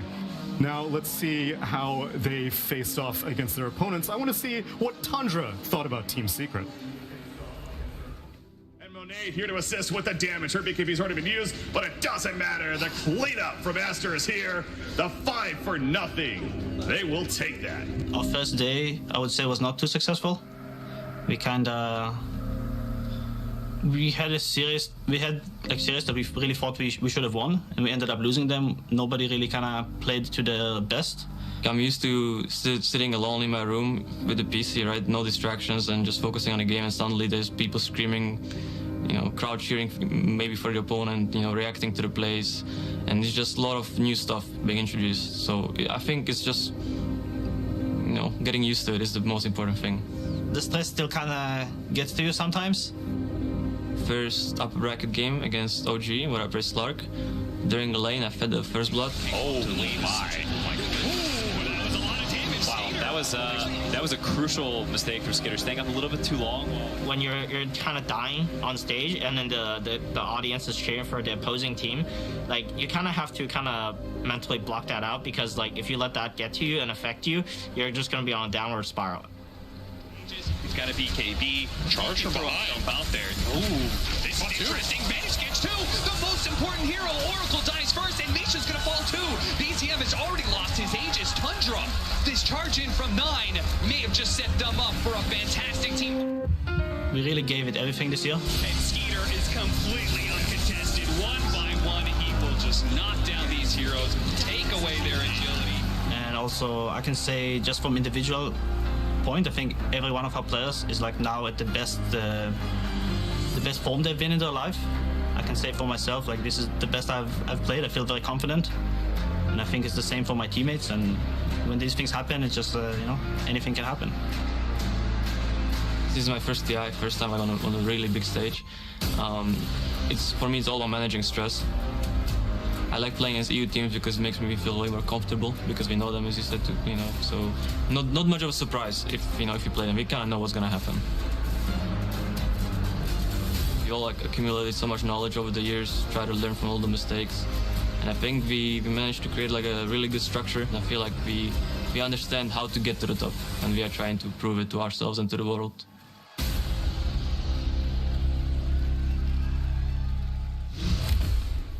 Diamonds are formed under pressure, and what higher pressure is there than being in this situation, being in this arena, being in front of this crowd right now?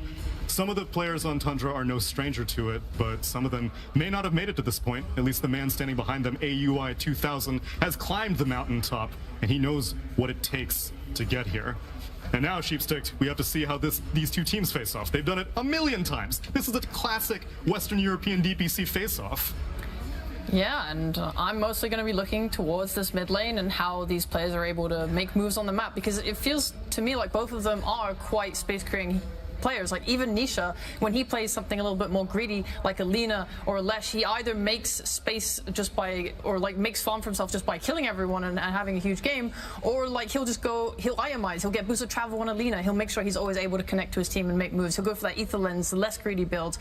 He is always there to just destroy everyone and build his team up. Yeah, coming from the European region, I remember Nisha back in alternate attacks. I felt him on my skin. I felt just how difficult it is to play against that guy, because no matter what you do to his lane, no matter what you do to him, eventually he finds farm, and he's just so stable. You can't break him. He's silent, he doesn't give any interviews, but he brings all that energy into his gameplay. He's always having an outstanding game, but how does that contrast to 9, who's going to be facing on the other side of that river, T? Again, I think for 9, at least within the draft, Tundra always does an exceptional job at just having a really strong foundation in regards to, you already know roughly what 33 is going to play. You kind of know what Skid is going to be going, and it gives 9 a little bit more creativity to kind of lean into his deeper part of the hero pool, and maybe we get to see that today. It has been a 5-day break. I've looked at his pubs. He is playing a couple of the spicier heroes, only a couple games, but I'm not going to spoil it. Please, don't. Yeah, I want to keep these secrets, but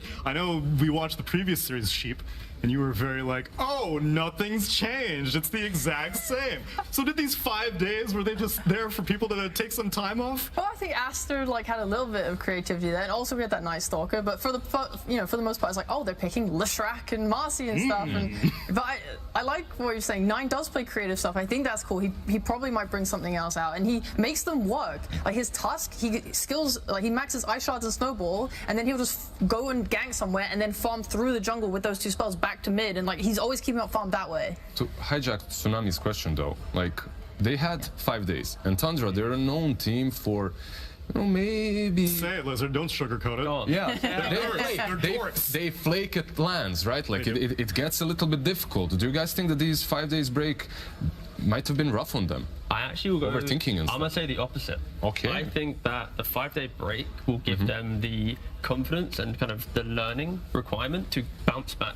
But they were good already. Yeah, no, but I mean more like, so they were dominating in Stockholm and stuff, right? And then the intensity and the speed, then they fall, right? Okay. But now it's like, you win, you get top 3, you take a 5-day break, you get to kind of reassure yourself, this is why we're doing well. Let's maybe think about this at Spice. Are you telling me they don't go to sleep dreaming about Puppy staring at them from across the stadium every single player does. Like, that's true. I don't know. I feel like I saw people going around saying, "Oh, Liquid, their momentum stopped. How could they possibly win?" And they won. So, does Secret's momentum here count? Like, does maybe Tundra don't win here, or maybe they do because they're just very smart players. Who do you have higher expectations of? Who do you think that you come to this point and they're like, "Oh my God, we're at or upper bracket finals TI"? Is this Secret getting rattled? Coming to this point, at this stage, like in basically the pinnacle of esports in Dota 2, right? Exactly. I believe you're looking at Puppy, you're looking at Team.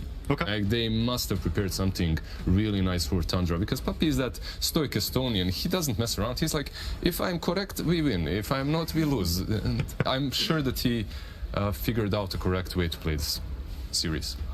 Puppy loves ideas. He talks about it. He's like, we don't think this team is better or worse. We think that they have different ideas to us. And these matches at TI, it comes down to who has the better ideas. And they're going to be confident, right? They've figured out Entity. That was one of the roadblocks in their way that forced them into being a better team, through that last chance qualifier. And Tundra, they also talked in an interview in the break about how they think their ideas are the best coming into this final. So I'm super excited to see them put that to the test. Yeah, and you compare the captains, right? Snaking versus Puppy. So far in their careers, I think Puppy's won 26 games, Snaking's won 25. So in regards to the captaining side... head-to-head? Head-to-head. Okay. Just player to player. Not talking about teams, just purely head-to-head of the captains. And, maybe Snaking, he understands Secret and the Puppy kind of style of play because, statistically, they're pretty even on the captaining side. Yeah, and I want to see if that experience does play a favor. I do think that the devil may care attitude has been very successful. We saw the previous True Sight. Silent obviously is a little bit more storied on team spirit, giving those speeches and giving that foundation. But the players, they were just happy to be there. And I can see some of that on both sides, on Tundra and Secret. If they have the strong base, I mean, you brought up Crystallis Lizard. This has been a glow-up story for him. Oh, for sure it has been. Like when he came into the scene, when I was watching his games, like every single time I open Western European DPC, I see a Monkey King played by Secret, and most of the time they're losing, right? But not only did he grow throughout the LCQ, but in the group stages as well. His hero pool has widened, and the way he plays his heroes, he adjusts to the game. Like Rezo, in so many games, he's the actual carry. Like he's playing this Marcy on the offlane, he's getting BKB, Blink, Dezo, whatever, like he's just bashing you. Meanwhile, Crystallis is just there, some Ursa, making space, going in, creating stuff, making things happen for Nisha and Rezo. Yeah, I'm looking forward to seeing how these two styles contrast against one another. Let's see it with the draft. It's game number 1.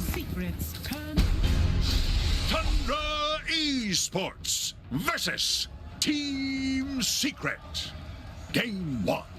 Tundra Esports turn to ban. Team Secret's turn to ban. That's right. Welcome, everybody, to the Singapore Upper Bracket Finals here at TI-11. And it's going to be a very intense series. We've got two Western European juggernauts matching up against each other. Both of them have won 11 games in a row. that's finally going to break open here in this game. I've got SVG, Quinn, as well as Fly, who are going to be joining me for the draft here of this opening game one. Gentlemen, I want to take with you, Fly. What's your first opening thoughts about this upper bracket final? So I think this is definitely one of the more exciting matches that we have, because I think these are two very different teams in how they approach the game, how they want to draft, how they want to play the game. So it's going to be a battle of two different concepts. So I think that's something I really want to see, how they play out. How did they come here with all the preparation time they've had? 10 seconds. Yeah, I mean, she talked about the differentiating ideas and like the play styles, like Fly just said, and like the hero pools are just completely different. Neither team even dips into the other team's hero pool at all, as opposed to the OG series against Tundra, where they're trying to steal each other's heroes. It's like this mishmash of stuff. Like they just pick completely different stuff. I mean, we already see where the bans, right? Blishrak, Team Spirit have won their last 4 games with this hero. Tundra, I don't think they touched it in forever in the tournament. Same with Doom and CM on the flip side. So I tend to agree. These guys have very different hero pools. They use them in very different ways. I'm kind of curious what Secret chooses to leave in. Obviously, they're chosen to ban this Doom strategy, which I think was one of the underrated strategies Tundra's actually used in this tournament. But again, you're leaving all of those Zoo heroes for 33, and you're also leaving some of Sox's best heroes in the Tiny, the Hoodwink, some of these low CD stun skirmishes. You have to be able to deal with these, and I think in some ways, Secret have to understand where these strategies are going to come and already have the preparation done. Yeah, it makes me wonder what the pretense behind this Tusk pick is, right? You have, like we said, you have a long break to think about, you know, okay, Tundra likes the Zoo, they like the, you know, the 5-man, this ball, and you open with a Tusk, and you wonder, like, what the idea behind that is. So we see the Mirana. That's a hero they've been picking, I think, in every last game, pretty much, with a Broodmother first, too. So this is something they definitely prepared. And we see that they keep picking this Mirana. Initially, it was versus heroes like Marcy, so it's a hero that can get away in lane. It's hard for you to kill him. I think it's a similar concept, you know, versus the Tusk. You know, you can get out of shards. And then this Broodmother first too, we saw it earlier today. It did kind of struggle earlier today, so I'm kind of curious to see what Secret's answer is to this Broodmother. Yeah, I mean, that's the thing about Tundra. They are always going to jam this Netta offlane duo, and they're just going to say, hey, here's our heroes, deal with it. Netta's played this Brood vs. Monkey matchup a million times. I'm sure Chrysalis has as well. So it comes down to, hey, we're both okay with this matchup. Let's see which one of us is actually right about how this lane goes. I do think Secret's one of the teams that's happier than a lot of others taking their carry early this tournament. Yeah. Especially for Crystallis. I feel like they're pretty contentious. Okay, what do you want versus the Brood? They already thought about it. Pick the Monkey. They're happy to go into these second phases, getting what they want. This is kind of an awkward opener to me, though. I feel like a lot of times Tundra either goes this Brood Zoo route or they go the Mirana skirmish route, not necessarily together. Like, this opener to me needs some stuns and some lockdown. Otherwise, you're getting kited around in the fights. I feel like especially when you play with Mirana, you generally get that stun setup from your off lane. They're not going to have that option now because I'm pretty sure we're not going to see Brood on any of these other lanes. It's kind of like you need both things to get enabled in the second phase. So Tundra really have to think about what they want to ban here, so when they get to that second phase, something comes out to enable both these together. Yeah, it's true. I mean, you have 9, so you have this counterbalance in that your mid-hero will probably have a stun. 9 almost always plays these random skirmishy heroes, but the bans being on point is very important because if you're picking this melee this melee mid-hero weak laner against Nisha, one of like the best players in the world, insanely high skill, you have to worry about, hey, is this lane gonna be okay if we pick Spirit Breaker mid, and if you can counterpick this, bam, and you know you get slammed. So you have to be really careful about that. I mean, something else I want to note is that they actually did take the Tusk first pick, which is one of the heroes Tundra has played the most for the mid lane. So we talked about them not really sharing the same hero pool, but Tusk is one hero that Secret plays. You know, usually it's been on Zayak. I think it's only been on Zayak. And it is something that 9 plays. So they are going to try to find something else mid lane that could fulfill that similar role. I think especially with a hero like Broodmother. Like you guys said, it is important to have some kind of stun. You have a Mirana and a Broodmother. They might look at something like Primal Beast for mid lane for 9. What else does this guy play that, you know, could do this for them? Yeah, I mean, there's the Spirit Burger. He's played like a Void Spirit in the past. A lot of these, you know, sort of unorthodox heroes you don't see super often. I mean, Avery talks about the Brood and Potem being sort of awkward, but I think there can be some sort of similar dynamics with Tusk Monkey King. Generally, when you pick a Tusk first phase, you sort of balance it with some magic damage, maybe a ranged hero to lane with it, and they pick the Monkey King instead because they're getting that response to Brood. So you look at a first phase where both teams have heroes that they want, but maybe the heroes themselves, in terms of the way they interact, is just a bit unusual, which I think adds to like how will things turn out because there's not very common hero pairings. Yeah, so these bans are a bit telling, right? Because Secret is banning Slark, they're banning Ursa. These are heroes that are good against these melee types of offlaners, so you can kind of see that they're planning something in the next phase already. I don't think these bans have anything to do with the Monkey King necessarily, right? They're kind of planning their second phase because they are first pick. They're gonna have to pick blind. They're gonna get counter picked. So it's interesting to see. Like this will this gives us a clue as to what they're up to. There's also a possibility they just want some beefy hero for Rezo in terms of Tide Hunter. We've seen him played a couple times. That would indicate the Slark Ursa bans like you're talking about, right? And then go. I honestly think this Enigma ban is kind of whatever for me. Yeah. So I think when you do this Brood opener, I don't think you care about Enigma. And I think if Secret really wanted that Tusk Enigma, they would have taken it. And I think it's almost like a bait at this point. Because I'm more in line with what you're saying, Tall. Like, they're probably going for something to help deal with the Brood in terms of AoE, that they're afraid of the safe lane, just run at you, beat you down heroes, making the lane matchup too unplayable. I also wouldn't be surprised to just see Hoodwink come out for Tundra out of phase. I think it's their go-to with this Brood. It's like either Hoodwink or Tiny here to get their low CD stun playmaker, and then I think Secret can already think about what is Puppey going to play into that. If you want the big AoE team fighter, you have to think about what that hero's going to do in the Brood lane, because that lane is deadly for a lot of those types of heroes. 10 seconds remaining. Yeah, I mean, Tundra pre-picks this bottom, so Puppey may be less likely to want the Chen. I think the interesting thing about a lot of these bans is they're not really banning like heroes that maybe are like super ideal for the specific situation. They're kind of just like going down the list of, hey, this team likes these heroes, let's ban them, because both teams have a very specific hero pool, and they're like, you know, there's a Kunkka ban, you know, that you wouldn't see that against any other team. You know, there's this like Dirge ban because they play with 4 Dirge. There's like a lot of really specific things like that. Yeah, so I think we are going to see, I'm expecting something like the Tiny, like SVG said, for Tundra. We're going to see, because this is going to be one of their setups, most likely.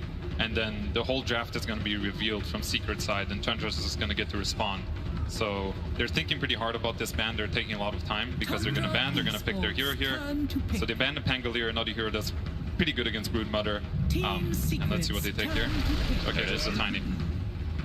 Yeah, good call, has good synergy. I think heroes they're all very, very comfortable on. Soxa is very, very good at laning on the hero. He'll skill the tree, they'll go in lane, they'll contest every CS. Like, they're not going to give you these denies in CS for free. They're going to fight them. They're going to double last hit. They're going to use this tree. You know, maybe he'll pull some wave by throwing the tree. Like, they have all sorts of shenanigans up their sleeve.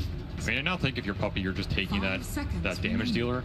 I think your options are like, we've seen Jakiro and Lich played a lot this tournament. I think both be solid. I would like to see a Wyvern, but you'll end up going Disruptor.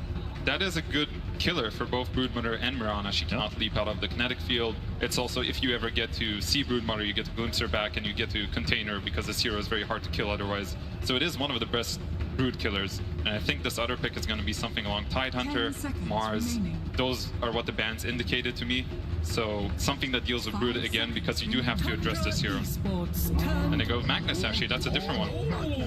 That's a very interesting choice here. We actually, if we were looking at pub history, Rezo was playing this a bit in pubs over the break. So this could definitely be some mag strat they built and having a good idea going in, like, hey, we're going to get second phase mag, because nobody was going to ban mag going into this game 1, right? I think it's also not out of the question. This is a soft flex. Niche is a player who can play practically any hero in the game. Nine's not a player who picks like super hard lane counter picks, so likely he'll be playing in something that's somewhat playable. Maybe they get some Viper or some sneaky hero last pick that makes Skitter's lane almost impossible.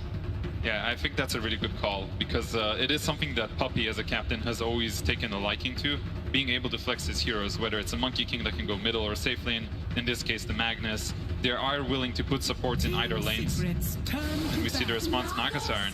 Okay, how do you guys like that? The Skeeter classic, right? Manta Orchid Heart, every game, push the tempo, abuse the early team fighting. It's also an arrow setup. You get this sleep and that combo, which is really nice. The lane always feels good because you get the minus armor with the extra Mirana right clicks. Again, I think the more setups you have for this Mirana, it's nice. I think it's also a combo they've abused vision-wise a lot this tournament.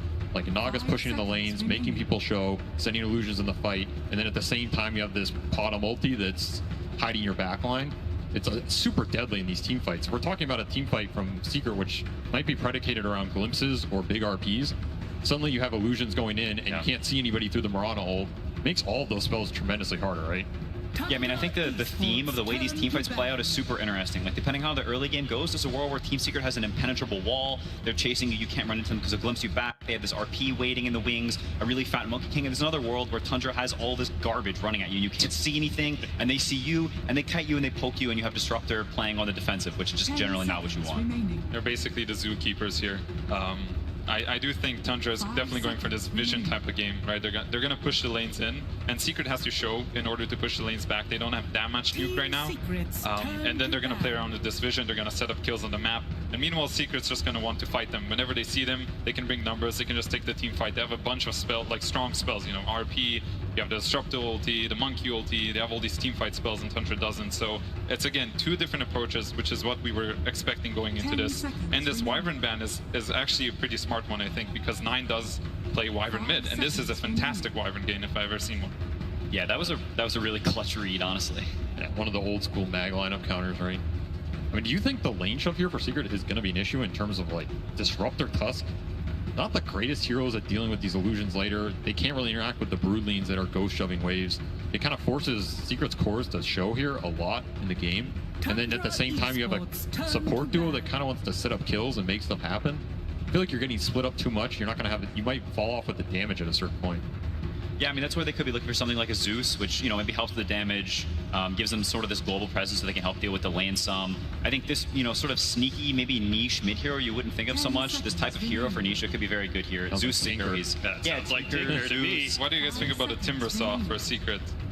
Could potentially go different lanes. They don't really have any damage for him. They do have a Vessel Buyer and a Mirana, so they can't find an answer.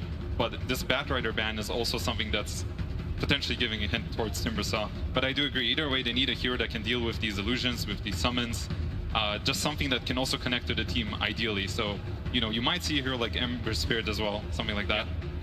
I think anything mobile that can deal with the lane pressure so that other heroes can group a little bit where those spell synergy will shine is going to feel good for Secret here.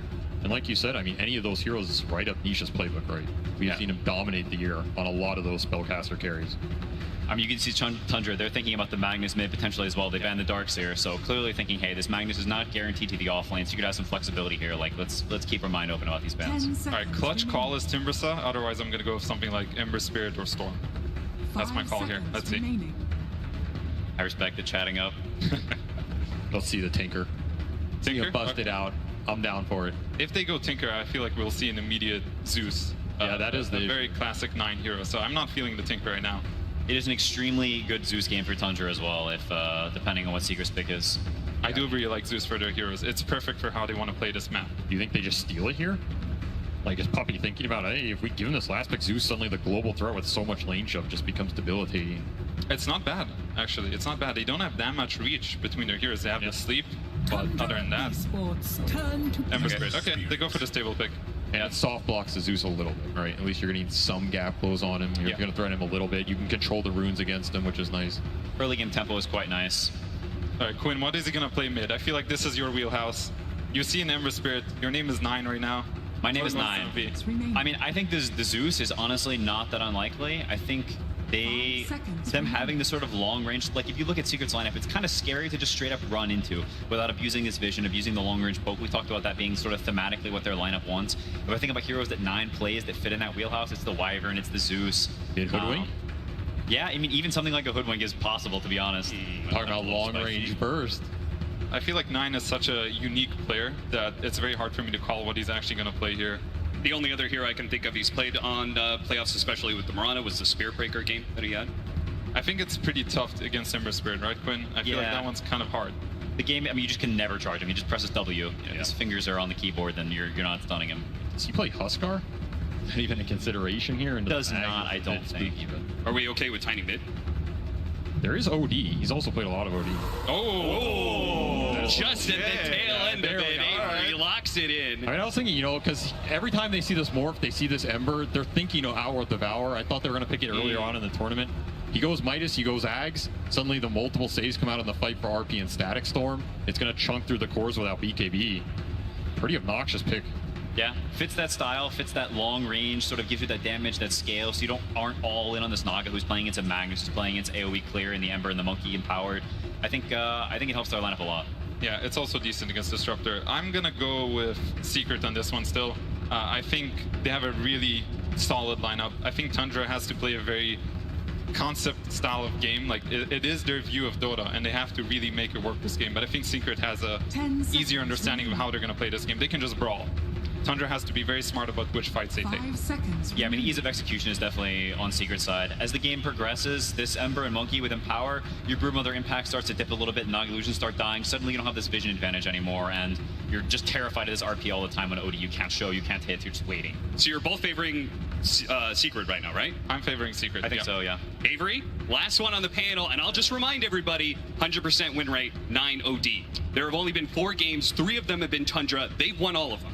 Well, you're convincing me with every stat you throw. You gonna stick with the stats, Avery? I think Tundra might take this just because this type of playstyle with the lane shove being super obnoxious on the map, so many summons, so many illusions. You lose one hero, your map starts to crumble. It's so annoying in a game 1 scenario. I think that's when you're the least mentally prepared for it. Like, you think you're gonna deal with it, but then you get halfway through and you're like, a little too many things on the map right now, you know? And this exactly harkens back to what we said at the start. This is a clash of styles, right? You guys said that Tundra has a very set style. Secret, they need to find a way to counter it. This draft pretty much spells that out, right? Yeah, very much so. I think this is exactly the type of lineup you want as Secret against Tundra. All right, Fly, any last thoughts? I mean, what do we need to see from the side of Tundra? I think Tundra has to do well in their lanes, especially when they got to counterpick their lanes. If their lanes go well, they can slow down the grouping up tempo of Secret. I'll cut them off with DNP. They're good to go. All right, Avery, and the side of Secret? Don't feed too many kills around the map. Make sure when you take the fights, you drop the hammer on the OD instead of the other way around, and you get the big RP with your BKB timings. Secure Roshan. Make sure you fight around good areas with your vision. Don't get outclassed by that Mirana ulti.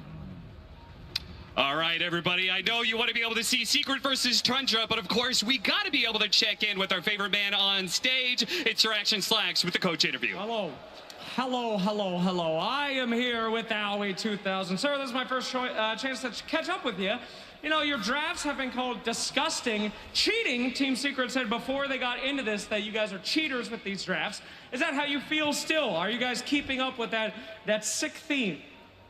What? That's what they said. They said you guys are cheaters because your drafts are so disgusting.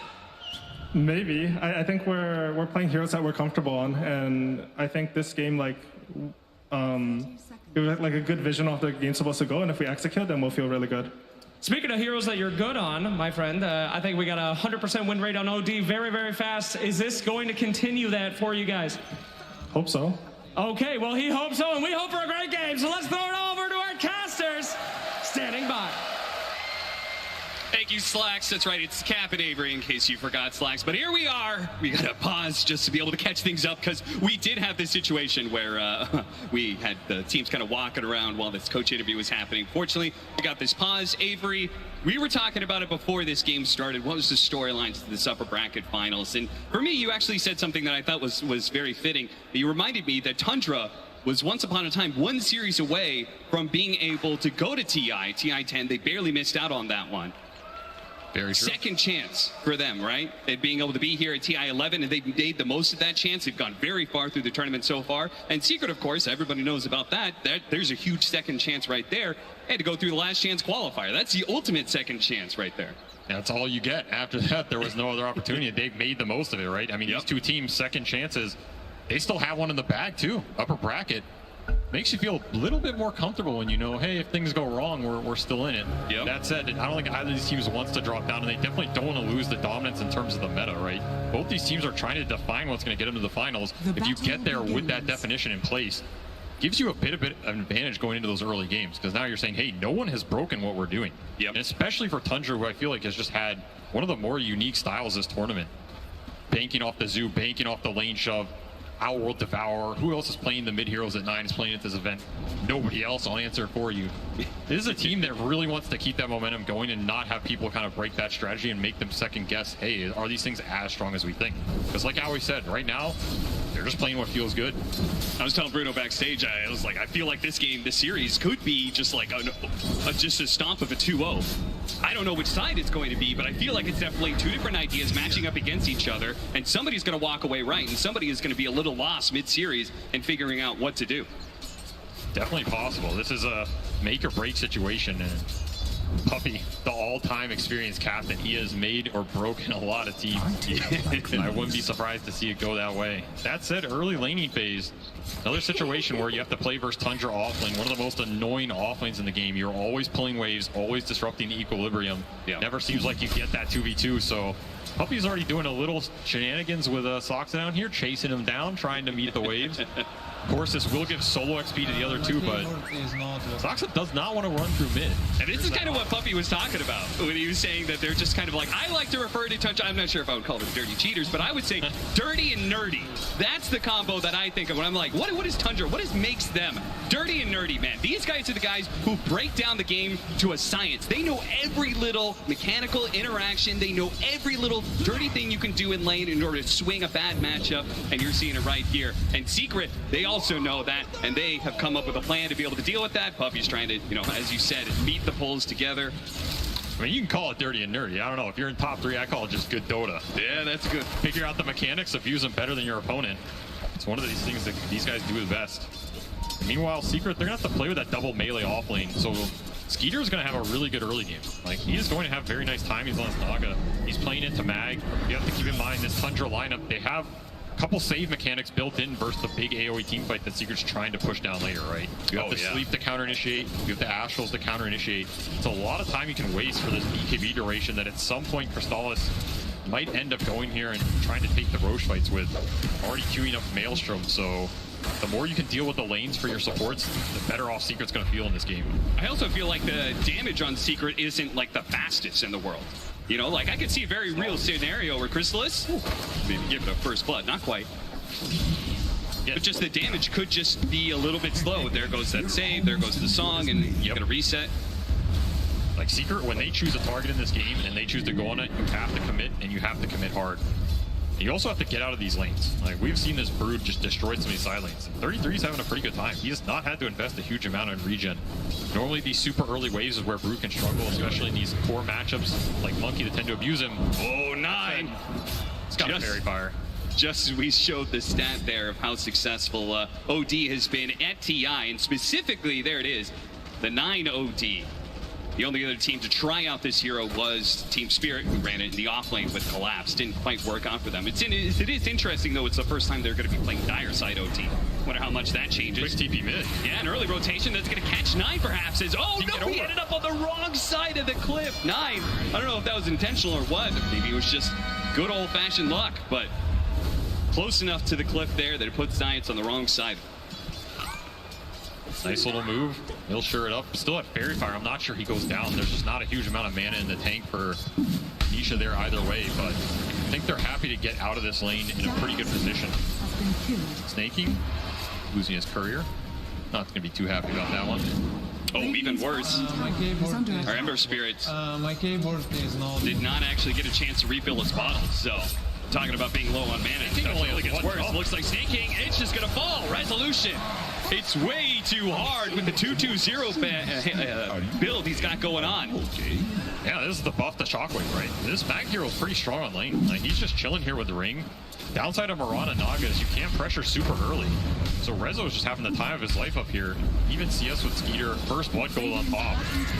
Even more unstoppable. And him having a good game is really nice because he has the most flexible item choices to some degree. He can go more early utility.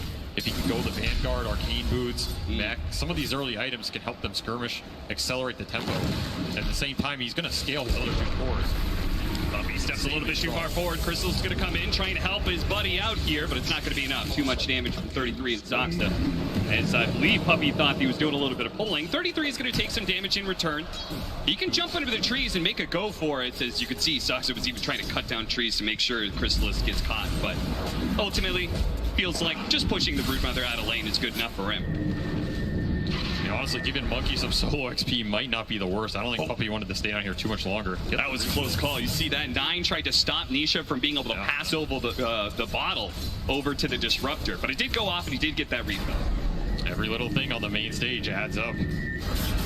Puppy's lingering around here, maybe trying to secure the vision for this 6-minute rune. They would really like it to go the Ember's way.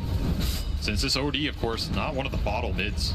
So this gives an opening for Nisha to really get these 6-8-minute runes, power up on the map. If it's haste or double damage, he's going to be in heaven.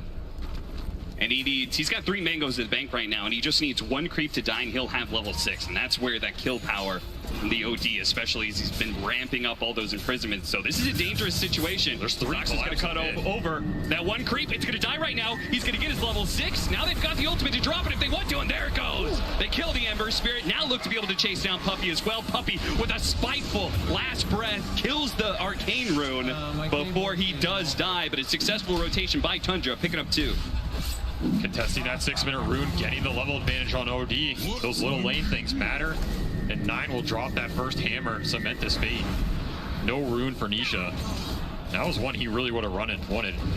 We can also see like some of this minor synergy. You're gonna have to care about the Astrals a lot more in this game because every Astral means a free arrow for staying. In the fights and the skirmishes in the river, we didn't really talk about this OD bottom combo, but it's a classic for a reason. Uh-oh, Chrysalis. He go a little bit too far forward here. He's trying to get the Jingu stacks up and then be able to swap over, hit the big swing that gets him back up to full, and it's 33. Who thought they could challenge the Monkey King? Step to the king, Avery, you best not miss.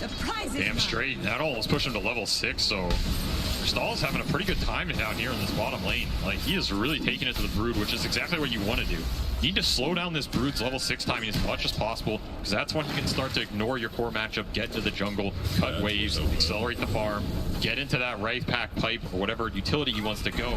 That's what unlocks Tundra's 5-man team fight. If all that gets slowed down because your Monkey King is killing the Brood early, it means your time to get to this Maggot power ramps up considerably.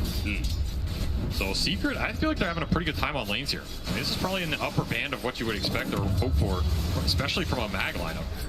Talking about that, Mag, when you talking about, okay, more time for the Empower to kick in for the Monkey King and the Ember Spirit, do you think that also means that they feel very comfortable going like pretty far into the late game against the Naga Siren because they have these big steroids coming in? Oh, bottom lane, 33. He's going to be kept in place. Not long enough, though, for the Monkey King to get those stacks. I mean, I think you're always confident going late game with a triple melee core Mag lineup. But like we said, Tundra does have some of the safe utility to play around with it. Nisha tossed over, jumps over to his Remnant. Did have enough mana for that one. That's a PD. They can skirmish around mid. Yeah. There's a lot of damage. Dustin's coming in. Max Slight. It's dangerous, though. The imprisonment, the self-save underneath tower. They get one last hit. Ooh. He's going to go for it, Nisha. He wants his kill. 1 second for Slight. Is he far enough away? He's out of range. And now they've got the toss up in the air. Oh, into the snowball pickup. Dodges the arrow nicely. They are going to be able to get another round Slight. Look at 9. He's creeping in on the side. He's going to come in at the last second to be able to bail out Soxa and get the kill on his eyes. Tundra bringing the numbers again to shut down this Ember's momentum. That's a huge rune. We can see the damage coming through. And of course, the whole time that flies out, 9 gets to complete his Midas. Already proccing it. This is the build he is favored on this hero the whole tournament. Midas into that Axe Rush. It's going to be extra attack speed and extra item progression for him. Arrow, that arrow. Ooh, hit the range creep first. And both teams really trying to play around these mids. Oh, goodness. Look at that stack. Rezo is going to be huge. No stacks on the side of Tundra, so this is going to be, they're already up a bit in net worth. That'll continue with stacks like these. And 33 just has to walk out of base here. He's choosing to save his TP. I guess they're going to send him mid. He's tired of going against this Monkey Disruptor kill combo. At the same time, he can't really go against Mag. I don't think he feels great just sitting up there potentially feeding Spiders playing into Vanguard. 33 a little lost this early game. This has been one of the rougher starts for him I feel like I've seen all tournament. Yeah, he's jungling with Insatiable. This is not the route of progression you want for your offlane Brood here. He's trying to get to level 6. No, you're supposed to get, you're supposed to get 6 in lane, and then, you know, you just are able to, even if your lane is hard, you can still jungle so much faster. The fact he has to do it at level 5. Ugh. That's going to feel terrible for him. It also pushes Soxa more towards these mid skirmishes, which again, we're seeing 10-minute rune. Holding Might the be place. a bit of trouble. Depends how much Secret commits. Snowball afterwards should be able to keep him in place. The arrow sneaks in from the side. Oh, actually tosses over Zayas at the last second. Hello. Tries to block him off, but is going to be caught by the imprisonment. Probably surrounded here. I don't think Secret can do too much to stop this one. Indeed does fall 9 with a killing spree already. I mean, Secret's got to be happy about both their side laners just getting full farm and solo XP, though. Like, sure, you're winning some of these mid skirmishes a little bit. You're contesting the runes. Ember, he's getting his economy drained a bit. He has some power to catch up. Rezo and Crystallis just having a free-for-all in the first 10 minutes here. I mean, like you said, they are going to be big. Yeah, it's kind of interesting. Rezo I feel like he's had two different modes this TI, one of which has been like this carry style offlaner who he just is like picking up second most net worth on Team Secret, is just absolutely destroying in the mid to late game. The other mode is where he's just running around with Zayats nonstop, and they're just constantly looking for kills. It's definitely going to be the former one, where Rezo's just going to take a lot more time farming in this game. I mean, he can play carry mag to a degree. He did opt for the Vanguard, will go Blink. I mean, it's a tri-carry lineup. They're fine going moderately late here, no matter what. And quick smoke from Secret, trying to activate the Strengthless Magnus with the Catapult. Push this Tiny out of here. They don't want to let Tundra just sit up here and leech XP, especially when nobody can defend this tower on their own. Yeah. If they successfully kill this Tiny cleanly, they can go ahead and take the tower, get a decent bit of map control, especially since Crystals is still able to hold his safe lane, no problem. Tundra just really hasn't been able to activate around that. Yeah, I mean, you have to double man smoke yourself, which is exactly what Tundra is doing. Found him. Caught him in. Shards, Shockwave, and Soxa. Well, all you can really do is delay the inevitable at this point in time. There is going to be the rotation to bottom, so now we are seeing that activation to the other side of the map. Question is... Crystal should read this though, right? Yeah. You know no one's defending top. This Naga's sending illusions mid. It's so greedy to try and hold your safe lane tower like that one. The arrow's going to come around, but he was already on the trees. An interesting interaction where midway through the air, he got hit by the imprisonment, but managed to land on the trees anyway, and the arrow was off the mark as a result. I mean, what is an astral prison to a king, Cat? That's true. He does not care about your physics. And that's a huge gank dodge, because that kill is the kill that's going to convert on this tier 1, right? Now he can stay down here, he can play in the trees. Secret can have teleports up to take the fight if they want to. Especially with Ember, the mobility on the map. Secret's invading your jungle. This lead can build a decent amount here in the next minutes if Secret make like one more good move. Meanwhile, Puppy's just been soaking the levels mid. I mean, he's 6.5 with Arcane Boots. He is farming up a storm, as Puppy likes to do. That is true. He's had a very long career, and most of it has been playing sort of a greedier style 5 position. Because he's still, like, you know, we talk about, like, the captains, the old dogs who play 5 positions still. And there's so much talk about, like, oh, well, the strategy and drafting they do. But Puppy, when it just comes down to the play, he's still got it, man. He is still one of the best 5 positions from a mechanical perspective. Oh, absolutely. He's also one of the best at killing creeps. Well, that's a mechanic of sorts. Invis, Moonlight Shadow, they're going to be able to set up the toss and arrow combination that catches Nisha looking around in that dire jungle. Tundra reclaimed that bit of real estate, while they're also simultaneously taking the mid tower. Maybe not right now, but the Spiders, they'll eventually do their duty and bring it down. So this is the downside of Secret support duo. They do not deal with the Broodlings. So 33 can have his way in terms of cutting waves, pressuring buildings, forcing Secret cores to split up. And that's where those moves from Tundra with Moonlight Shadow or the vision they have on the map from Naga makes it a lot easier for those to work. Yeah. This is where Secret have to choose how they play the map, and they have to choose it carefully. If they have more anchor points like this Monkey or Mag they feel are strong, here comes. Just group up. Blink reveal, skewer back, small little distance. They do hit a nice combo onto Zayats here, but they might be able to catch both here with a beautiful static storm. The chains on top, Snake King's gonna get run down. Soxa does get bailed out though by 9, and that OD hits pretty hard. They don't want to play around him. They want to finish off that support. They do claim it. 33, who's kind of hovering around here, isn't able to do much considering the lack of farm that he has. Doesn't really have an item to play with just yet, which is going to be that Wraith Pack build. Does end up claiming that tier 1 mid with the Broodlings on the back end. That's nice. It steals the rune from Nisha, so getting a little extra damage in. Of course, that with the Mag Blink reveal, maybe not the best target Secret wanted there. They would have really liked to just RP this OD and take the fight without that save. That's going to be a big consideration as well, right? When Rezo blinks in, you have to keep track of the Astrals. You have to keep track of this Nagasol. Because you get turned around on all of a sudden, maybe your static storm's gone, maybe you expended some remnants in that RP.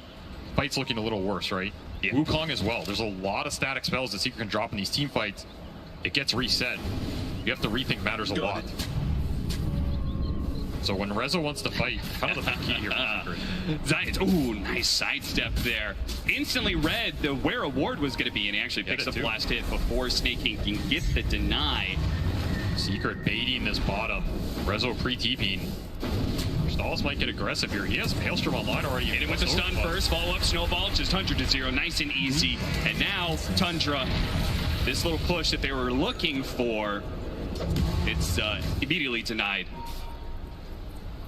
Secret is doing a very nice job of holding their map. They're not building a huge advantage, but it's hard to do versus Naga Brood, who are just going to excavate the lanes no matter what. Yeah. The one advantage they're building is some of this XP, right? You look at Rezo, he's level 12. Compare this to some of the Tundra cores. Skeeter just got 10. The Brood was suffering for a while, still only 9.5. So Secret does have a decent level advantage here, especially on their Monkey and on their Magnus. And here's another smoke looking to use the Magnus' strength right now. Convert it into some map control.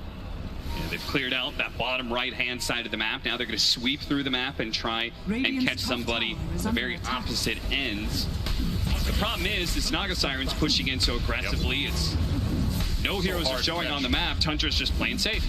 This is going to be the name of the game. Like, if you can get these smokes to land, they're crazy valuable, but good luck, right? How are you ever going to catch anything in this map when Tundra can always just force you to show? Now you showed Rezo back on his own. Here's the setup. Risen into arrow, snaking perfectly on point there, and before the mag even wakes up from that stun, he is dead. Also look for that, we've got a Blink Dagger Tiny now on the loose for the side of Tundra, so this just increases the kill power when they do split Secret up, when they do force them to show on these side lanes. This individual kill power of Tiny and Mirana, or the OD Mirana, whatever it is, it's going to be scary, especially for Chrysalis, who keeps on trying to hold this safe lane and doing so successfully, honestly.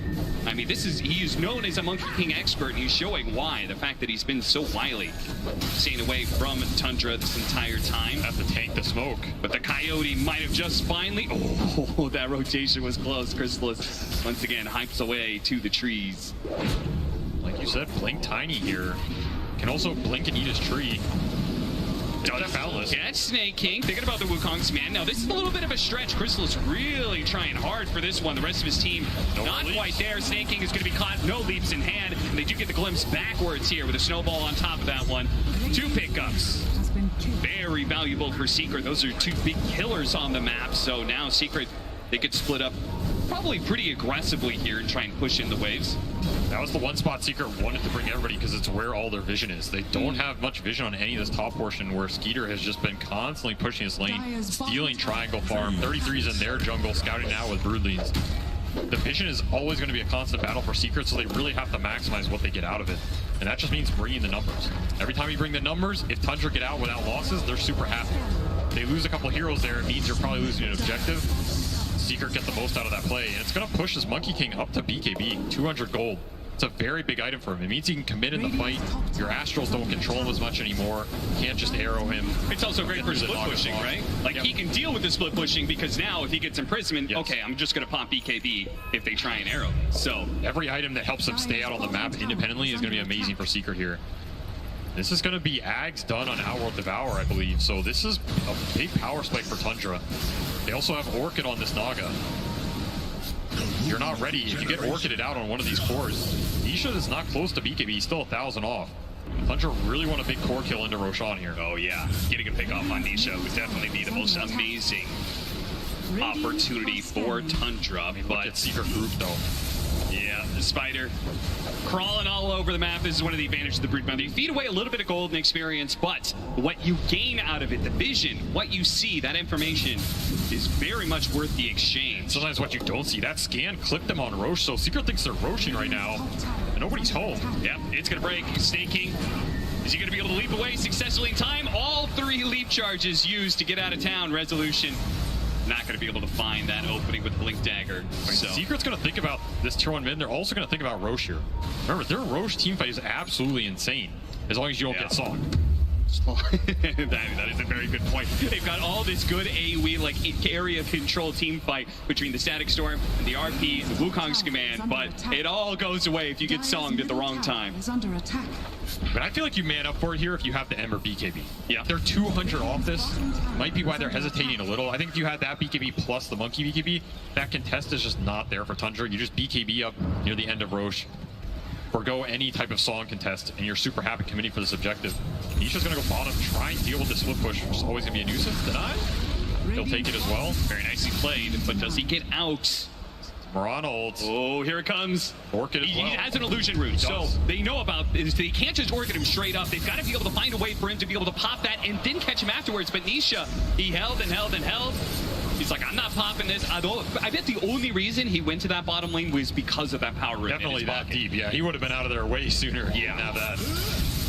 saves his life from the shadows, quite literally. And that'll push him to his BKB. I think Secret is now a lot more confident to force Roshan, and as we see straight into the pit, they have max tag team out on this Tuskar, so this is going to drop pretty fast. Tundra do have an option to contest here. Remember, they have pretty much everything up, and they have this Ray Pact on Brood. But it's going to be a little too hard to push through this middle lane. That'll be an objective for Secret, and a big one. Wow. I'm very surprised they're giving this up with the Naga Siren on their team. But at the same time, if they contested and lost, I feel like that would be the beginning of a Secret would just take a huge lead at that point in time, right? You would get map control. Yeah, absolutely disaster. Yeah, I just think it's not even a favorable fight for them right now. Fair. Like at the point where both those cores get BKB off, now you have to fight into Wukong, you have to fight into an RP. Rezo can stay super far back. He went 4-staff blink, so his catch range and initiation range went up a lot. This 4-staff can also help save people from an arrow combo, right? As long as they're facing the right way, force them a little deeper, it forces Tundra to commit with you. That sets up for your AoE turnaround a lot. This is the part where I feel like Secret's a lot stronger as long as they can connect and Smoke out of the pit. Connects. Cut across the map. Does manage to get the Tiny here. 3-man Avalanche is going to buy him a bit more time. Actually gets the other side of the shards there. Is going to be the snowball that chases him down. So they're only going to get the one. Yeah, nice, which Tundra is probably accepting of a smoke for a forward position. Not too bad. They'll take it. You do have to think about how much of the map you're giving up here. That's true. Again, your Naga and Brood can like split push these lanes out, but you're losing on the XP advantage every time you make this trade. And at some point you have to win that fight. And the more of those you give up, the harder that XP hill is to climb. I'm serious, look at these levels. You have a level 11, level 12 cores compared to level 14 or 15. It's already a significant gap. That means another level of talents, some more goal on the map. Do you feel like that's something that is more valuable than it has been in previous patches? Because nice catch there. Just found him. What a beautiful skewer. Saksa was looking for a toss back there, couldn't quite get it, and looks like they're just going to be maybe not. Nine walking out of the Wukong Smith. He gets glimpsed back though, and now he dies. Now they actually get the slight chains onto 33 as well with the double BKB pop and the static storm on top of that. That one's going to be 2 cores dead on the side of Tundra Nisha. With the last remnant, it's a BKB hunting for even more heroes, but Saksa said, you wanted me? I jumps in, doesn't quite finish him off. The snowball save gets him away. A skewer back almost catches Snake King, but he managed to leap out.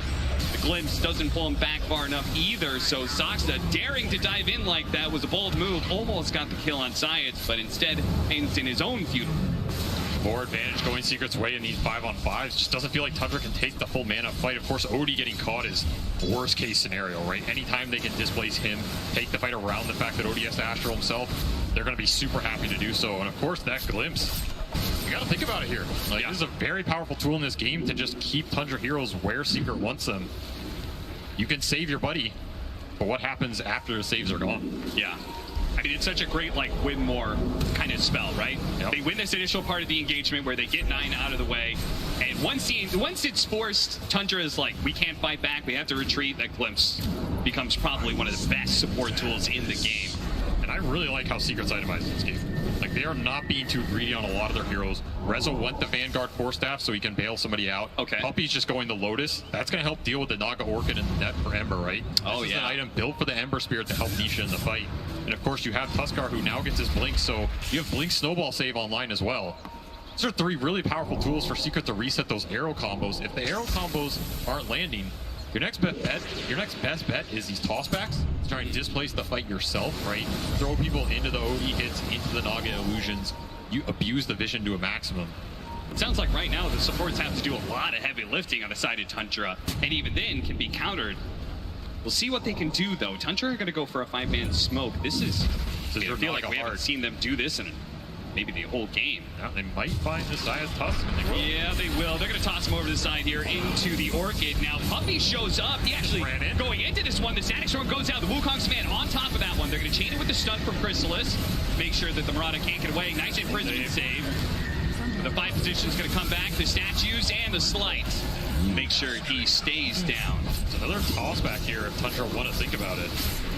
Oh, Rezo was going to displace it first, though. Yeah, there goes the toss over to the side. So both repositioning spells being used here. But an RP locking down the two of them. The OD ultimate was dropping on BKBs. Nisha, they're going to fight it out with Crystal. So the song isn't going to be enough for Skeeter unless, there it is, the imprisonment with the song on top of that one. Now with the BKBs failing out, can Secret continue this fight, or Tundra, are they going to be able to be the ones to catch over hero after hero? A glimpse back, not going to do enough though, as it's going to be Nisha caught by the Orchid, drained of everything he has, including his life. They may have had the Aegis on Team Secret, but it's Tundra who come out the victors in that well-played team fight. Oh, these long team fights are going to be Secret's bane in this game because these Astrals add up. They're just out of mana by the time that fight is done. You look at that Ember's mana pool and the death pool, it's 580. You got nothing left to do anything by the time this fight progresses past that song. Just an awkward initiation too, right? Both Secret supports pretty much taken out at the start to some degree. Puppey has to drop the full kit. Just look how much this Mirana death gets stalled. Wasn't snaking by, but now we're getting more player arrow. Static Storm trying to protect him, but it looks like with the imprisonment, it's probably going to be enough. Now, Doxa's life is going to get traded out 1-for-1, but they do have the ensnare on the Monkey King here. He doesn't have his BKB, not for another 20 seconds. He's in big time trouble. They do manage to get the Skewer back on to 9, but without the Monkey King, do they have anything to take advantage of this one? They do have the Ember Spirit coming in hot. 9, he needs to get out of here, but this damn kinetic field would lock him in place. Nisha goes for the kill, and Nisha will claim it. Shockwave managed to finish him up the end. Now with the BKB, he's going to challenge Skeeter. Doesn't really have the damage against the Naga Siren, so we won't find a secondary kill during that BKB timing. They did cost Secret a buyback there from the Disruptor. Expensive. You can see how chaotic these fights can become very fast for Secret. They want to take the more organized 5-on-5 engagements where they get their big spells off and kill a core. The second these Astrals starts coming out, Lotus Astrals, arrows flying through on top of summons, on top of illusions, on top of broodlings. It's too much gunk to keep track of. And at that point, especially if your BKBs are out, the fight just becomes a nightmare. I like this pickup. Staking, grabbing the gem. Now that Tundra have kind of gotten back some of that map control away from Secret, they can start taking down some of these wards. Map goes dark for Secret. It becomes even harder to deal with these kind of split push lineups, right? When you don't have the vision. Becomes harder to team fight too. Secret's a bit reliant on the jumps at this point, I think. It's about who they initiate on, how they anchor that engagement. Ideally, it's OD every time. Trying to the game, but it's not dead even anymore. No BKB on the Ember Spirit. Gets caught by the Moonlight Shadow rotation of Tundra. This map is just way too hard to play. Like, Secret need to do something to regain some vision control, regain some lane control. It's not necessarily going to get easier for them in the next 10 minutes here. Again, there's just so much ghost push happening on the map. You have Naga Illusions cutting top, Broodlings cutting bottom.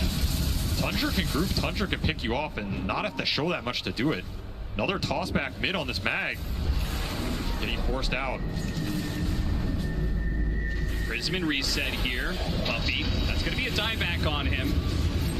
That's why he's kind of dropping everything. Ultimately, you're going to be dead for the solid 60, 70 seconds. You might as well throw all your spells out there. It's the same cooldown. It really is. You are giving some extra mana away. Oh, pumping up the OD a little bit. Tower is under attack. Picking up a lot of momentum now on the Tundra side, a 4,000 net worth lead, and they're the ones now assaulting buildings.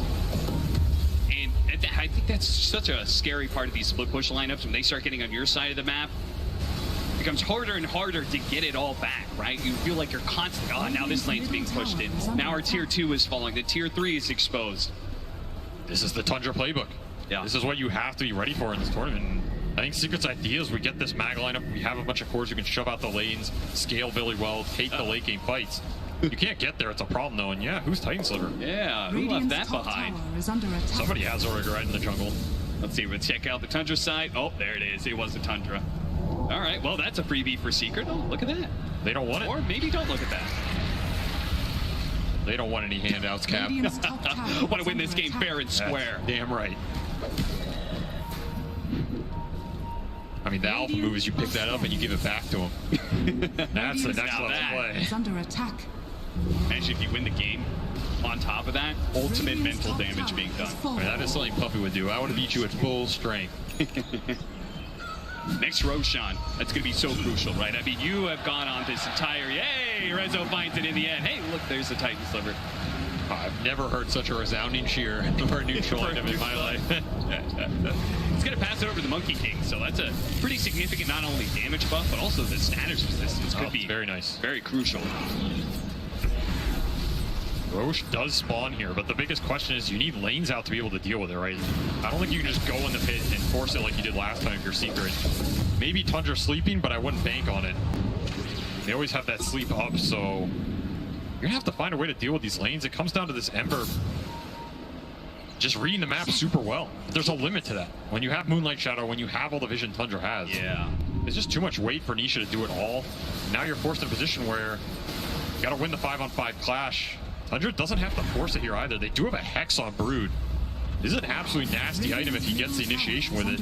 Might be something Secret does not expect and does not BKB preemptively for. They throw an illusion up into the triangle area, trying to get some information. Secret is smoked up, though. And so Tundra, they start moving north. They think, okay, maybe they're up here somewhere. Not actually the case. You've got to find this OD, or you've got to skewer one of these cores back pretty deep, and then just triple BKB man up. So you think of the state of team fights, it's much easier for Tundra to win, and it's Secret who have this, like, the onus on them. There's this one play they have to do in order to win a fight. I think Tundra's super comfortable in this game state. I mean, they're also Dire. They can abuse buybacks on the Dire outpost for this Roche fight. Oh yeah, that's true.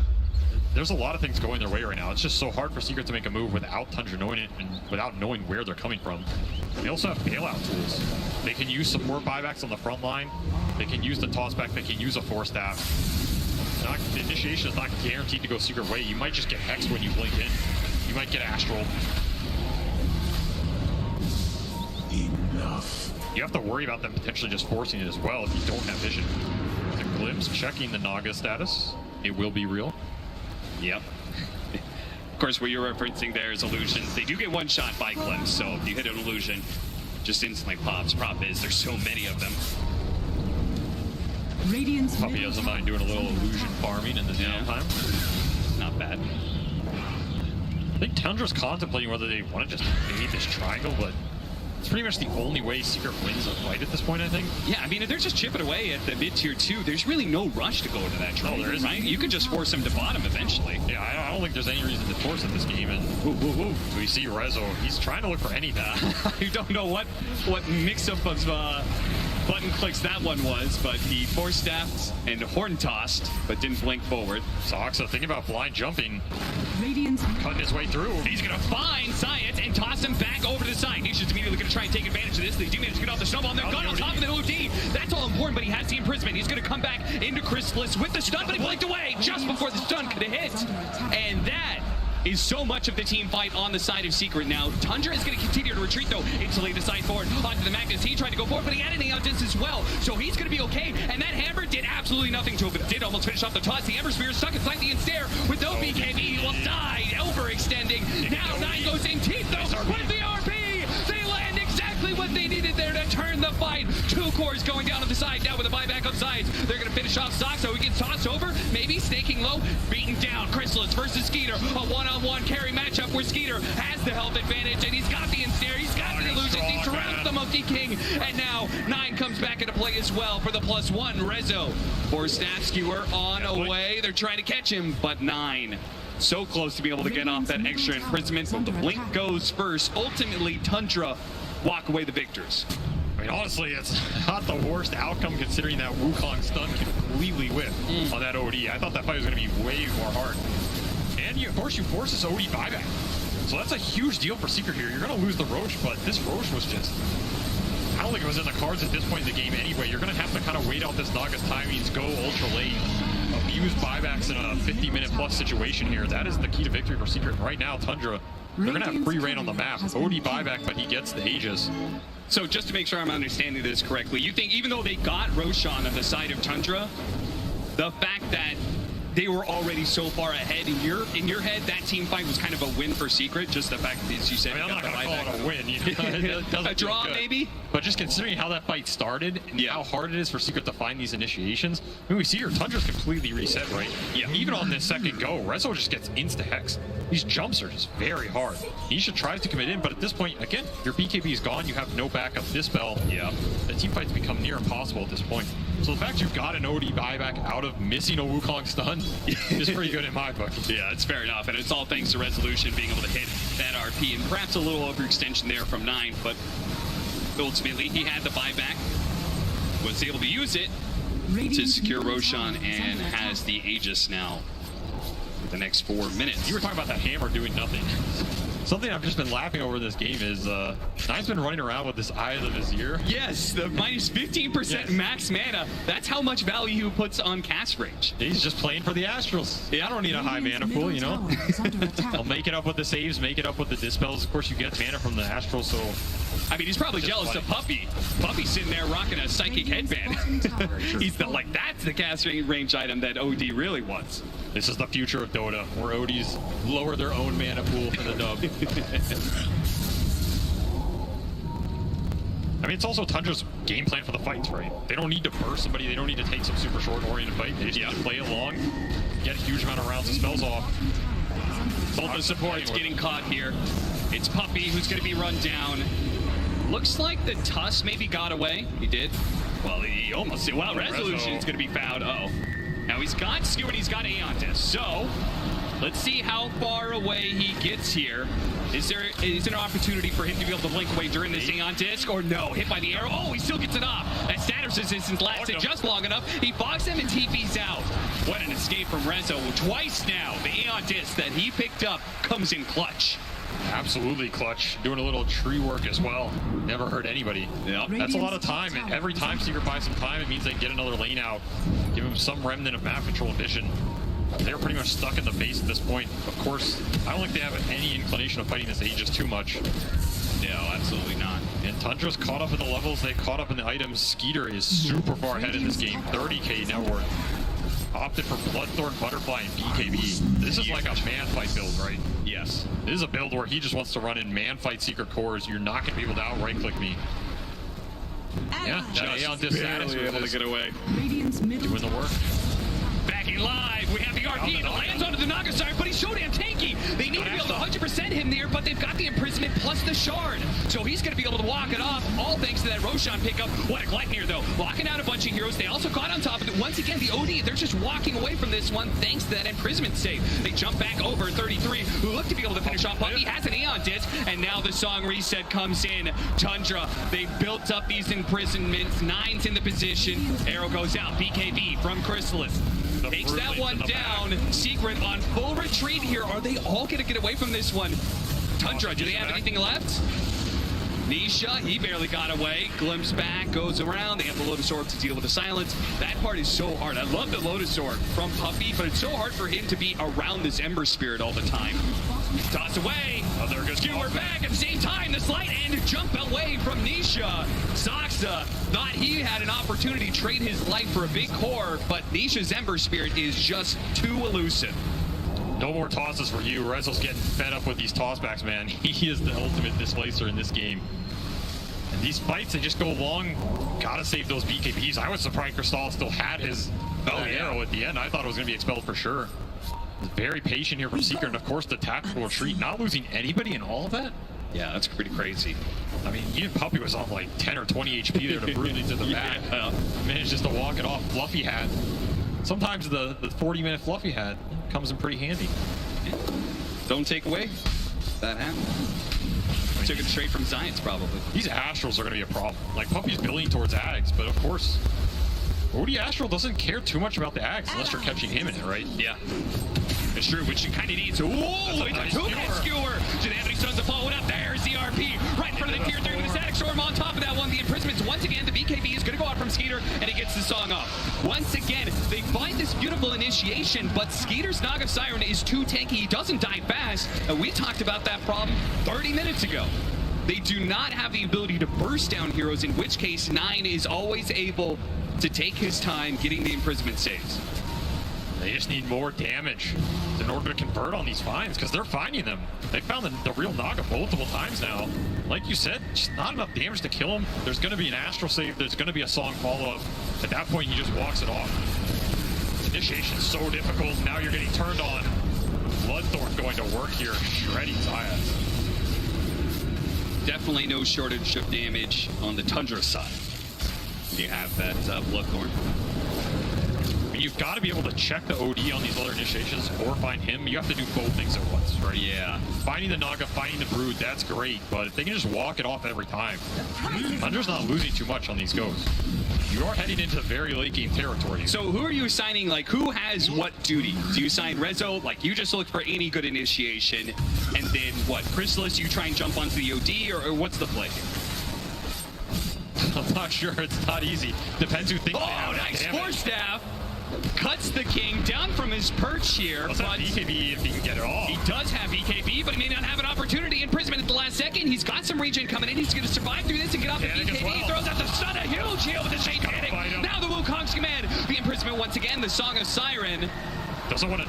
He needs to be able to jump out, but they're going to go back in. Do they find him? He's a tree right there. He's right there. He didn't find him. They hit him. He's not going to be able to jump onto the trees. He's still inside the Wukong's command, but Skeeter doesn't care. He's got his illusions. He's got his whole crew signing up for duty to bring down the Chrysalis Monkey King, and he's dead for 80 seconds. A huge opportunity now for Tundra to perhaps break open that high ground. No buyback for 150 gold. Oh, they don't know that, though. I don't think they have much interest in going high ground. I think they have interest in taking over the map. Getting even more farmer than the supports who are reaping the biggest benefit out of all this. And hell, Snaking's level 20 on this Mirana basically with full Aeon disc. Even these supports are becoming very difficult to kill. Avalanche, toss, arrow coming in. No. Just sending the message. Yeah, just keeping them up. You can't push out these lanes too far. Meanwhile, spiders, illusions, the whole zoo is here to play. Sox is building an Aeon disc of his own. I don't know how you kill this Tundra backline. It seems impossible.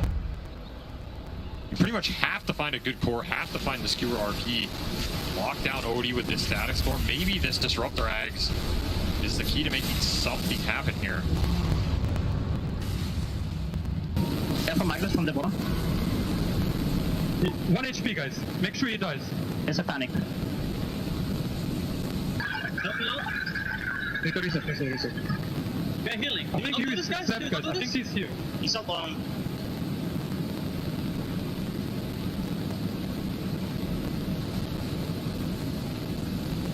They're running. Nice one. You can see very calm, clear communication from Tundra. I'm sure they feel very comfortable in this game. I mean, you said it. They felt comfortable like 15 minutes ago. Now, with a 19,000 net worth lead and closing in on Secret bit by bit, they are tightening the noose. They just see everything. What's there not to be comfortable with, right? You know where Secret are at all times. You have control over where the fights take place and how the initiations go for the most part. Secret pretty much are only going to get the jump if they smoke out, plant a ward, and just see everything off it. Now you just get Roshan here. Absolutely no contest in the books if you're Secret. It's going to be Refresher Shard. Do you think they had a preference there? Aghanims or Refresher Shard? Honestly, maybe your Refresher here. I mean, you already have like tags on the heroes you want it, right? Sure. Even this Naga has one, so... In which case now we can drop double Sandy's Eclipse. I mean, we can get 4 imprisonments pretty easily. I mean, double Hex. You can hit a 4-man RP on the side of Resolution. It may not do anything if 9's not in it. It will do absolutely nothing. He'll just drop the double hammer, double Hex. He's going to turn the fight around again, so you have to find the angle. Nice skewer. Away! It's a long one. Snake King blocked by the kinetic field, actually, but the second one gets around it, and on the side, we're going to see Puppy pay for that kinetic field, perhaps. The Spiders look to be able to chase him down, and the hammer gets dropped. 9 turns around, imprisonment, refresh, and second support goes down. Rezo looks to try and blink forward there and get the skewer back. Meanwhile, we see Nisha. He's forced to bump his BKB, the Bloodthorn. Managed to get that one out of him. They've used kind of everything they have on the side of Secret. They're going to have to full out retreat. They may just have to give up a full lane of barracks. This game is looking rough. There's just not enough damage in the tank. I think even at this point, if you land everything on this Naga, and he doesn't Astral, does it matter? He still has Aegis. He still has the Butterfly Evasion. Just not cutting through enough of this. You need really skewer, though. The skewers are always an opportunity. 9 in turn throws out the imprisonments. They cannot seem to be able to lock down these one heroes because 9 is always there to be able to get the save. They have that buyback, though, on the Disruptor. They need to make it worth something here. They get the glimpse back, but again, the Astrals, the imprisonments, they keep on going down. And this is still the first life. Saxon with the toss over on Anisha. He doesn't have BKB. He's caught by the side. And now the song, wake him back up. And there's the second side. Wait, in the vulnerability over and away. He does have a buyback. They're going to try and get the die back on the Puppy here. Lotus Sword bouncing back some spells. Another skewer over the side through the field. They caught 9. They hit him with the stun. The 5 there, he's dead. All important. Finally, the OD is the one that gets caught in the initiation for resolution, gets caught in the trap. And now the rest of Tundra, there is no song. There is no imprisonment. OD by. OD coming back. Uh-oh. They cannot afford this Naga Siren to die.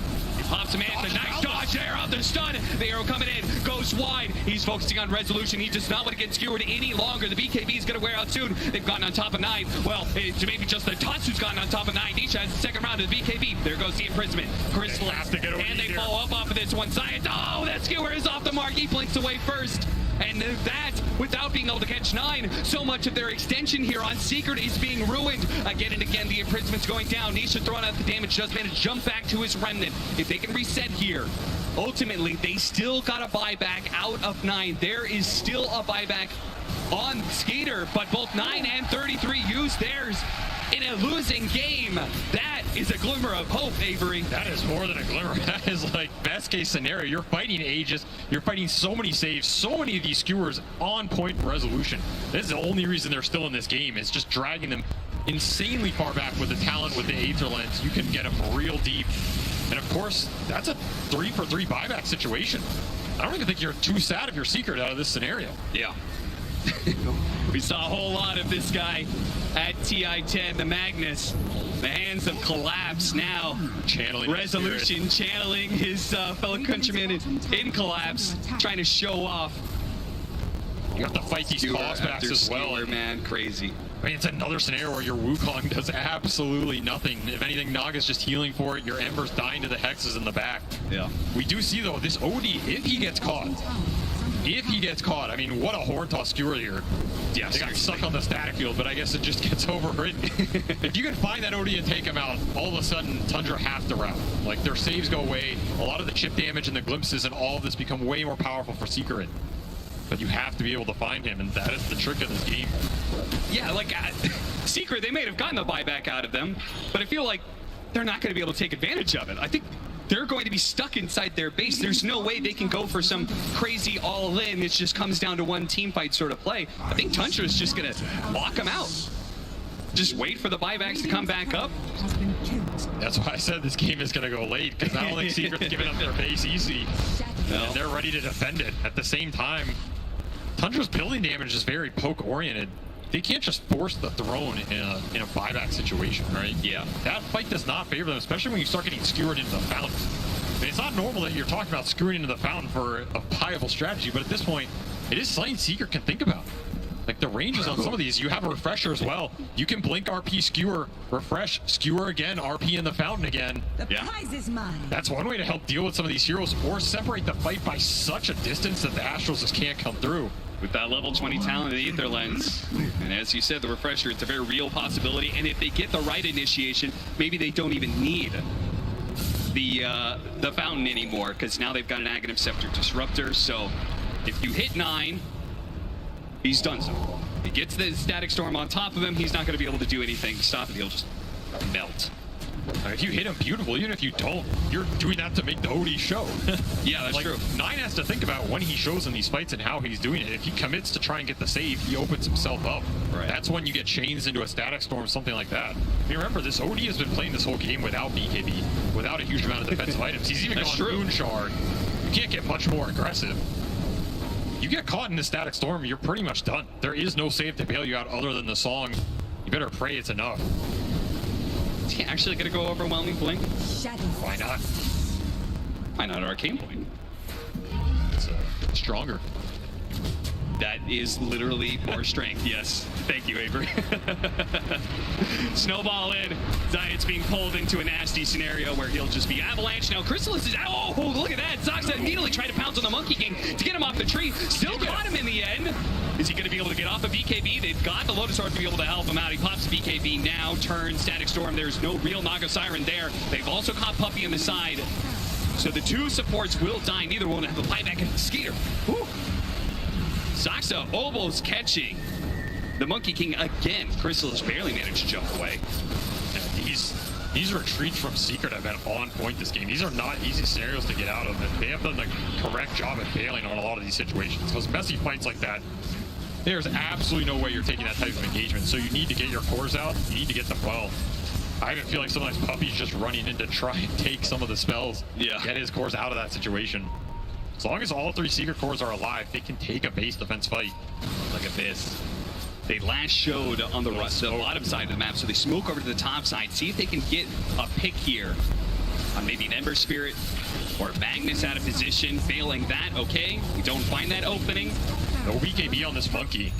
Skeeter, he's up the Bloodthorn. Oh, there it is. Instant sides being used as he blinks in. Aeon Disc gets just wiped out. The Nullifier completely disrupts that one. They do have a buyback onto Rezo. They're probably going to have to wait out the supports, though.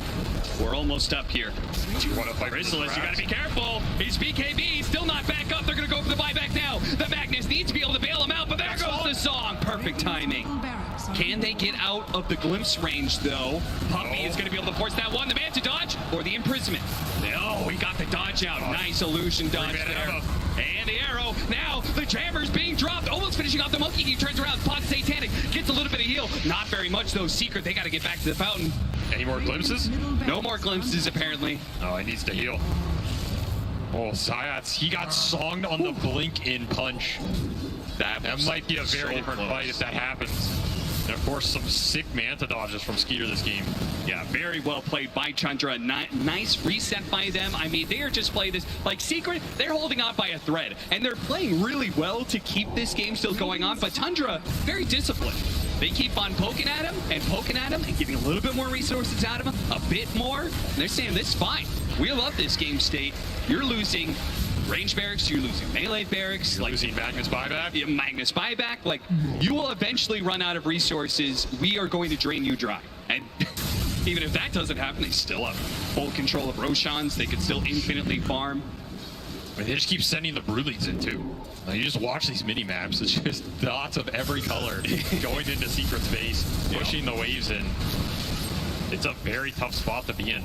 Yeah, even if you did ever push out the lanes a little bit and 5-man smoked out, like, it would be so obvious because the illusions and the spiders are always inside the Secret's base. I mean, this game has gone on, the OD buyback is up. So that 6 or 7 minute window that Secret had to maybe abuse that. Just no way to capitalize on it. Instead, they had a quick smoke bottom and break. They actually chained him there. They actually do find the OD. Moonlight Shadow goes out, and it almost seems like Secret is just making a break for trying to kill as many creeps as possible and get back to base in time. Link is Lanisha. It's going to help him a lot this game. Not get Hex, not get Astral. Be able to come in the fight. So many spells at the same time. There's a lot. So the Bloodthorns, the Sight Devices, the Imprisonments. And we saw like the Nullifier, right? The Nullifier is a big one because now those Aeon Discs, it's not helping you on the mag. You're going to purge a lot of this stuff off. It just becomes even more obnoxious to jump. I mean, Sox has got a full Octarine core. These Tundra supports are so farmed and they are so annoying. And who's going to take the Aghanim Scepter? Going to be the Broodmother. So now, talking about the spiders being in the base, and now you're going to have these spinner snares just sitting all around. If you ever try and step out of the base, there's probably going to be like 10 spinner snares you're going to be running into. I'm starting to feel like we're at the point where they need 5 or 6 Lincolns for the mag. You know, are we at that point again? Somebody help this man get the skewers off. They kind of do. They kind of need just that. Or PKB here, but he's just so far from it. Setting up, Saksa finds the initiation. 2-man avalanche with a toss back as well. They do manage to get a skewer back into the tier 4s. So as long as nobody dies on the side of Secret, it's going to be okay for them. They did use the BKB, and Saksa was walking off with the Aeon Disc, the 4-staff away. Now the Song of Siren allowing him to get out. So he forced a BKB. I think Chrysalis used his. How do you kill any of these heroes? I don't know. If you're not killing him in that scenario, I mean, you need Nullifier. You just need it. They need it now. Didn't quite get it. The skewer almost going off. The Nullifier is going to make that Aeon Disc useless. Oh, he dies. Nine finish him off. There's going to be a dieback. Now it's going to be a 4 versus 5. Chrysalis in a good position, though. And whoa. My goodness. Nine just exploded. And 33. That's the Squawk Spider as well. They do up buybacks, though. go. Secret got to be careful as they push out, but they really want to be able to force more. They want to be able to stop these supports. There goes the buyback, the Bloodthorn Snare onto the Ember Spear. They need to help them out. But here comes Nine. They've got the side, the imprisonment going down. This is maybe the last stand from Secret. It's all up to Chrysalis and Nisha to be able to fight through. Skater, he's going to fall once. Nine, a dieback on him. They just changed the game for Secret, but Chrysalis, he's not sure if he can go for it. They're going to stick on a Skater instead. Sasha comes in, lays down a combo, almost enough to finish off the Monkey Gate. He does die. He goes down. The one-on-one against Nisha. Now Sneaking joins in the fray. He jumps forward. Nisha, he must get this kill. He needs it so badly. Another round of Slight. Chain, not quite to the mark, but the double Slight gets him before he dies. He finishes off Nine. He gives Secret a small chance.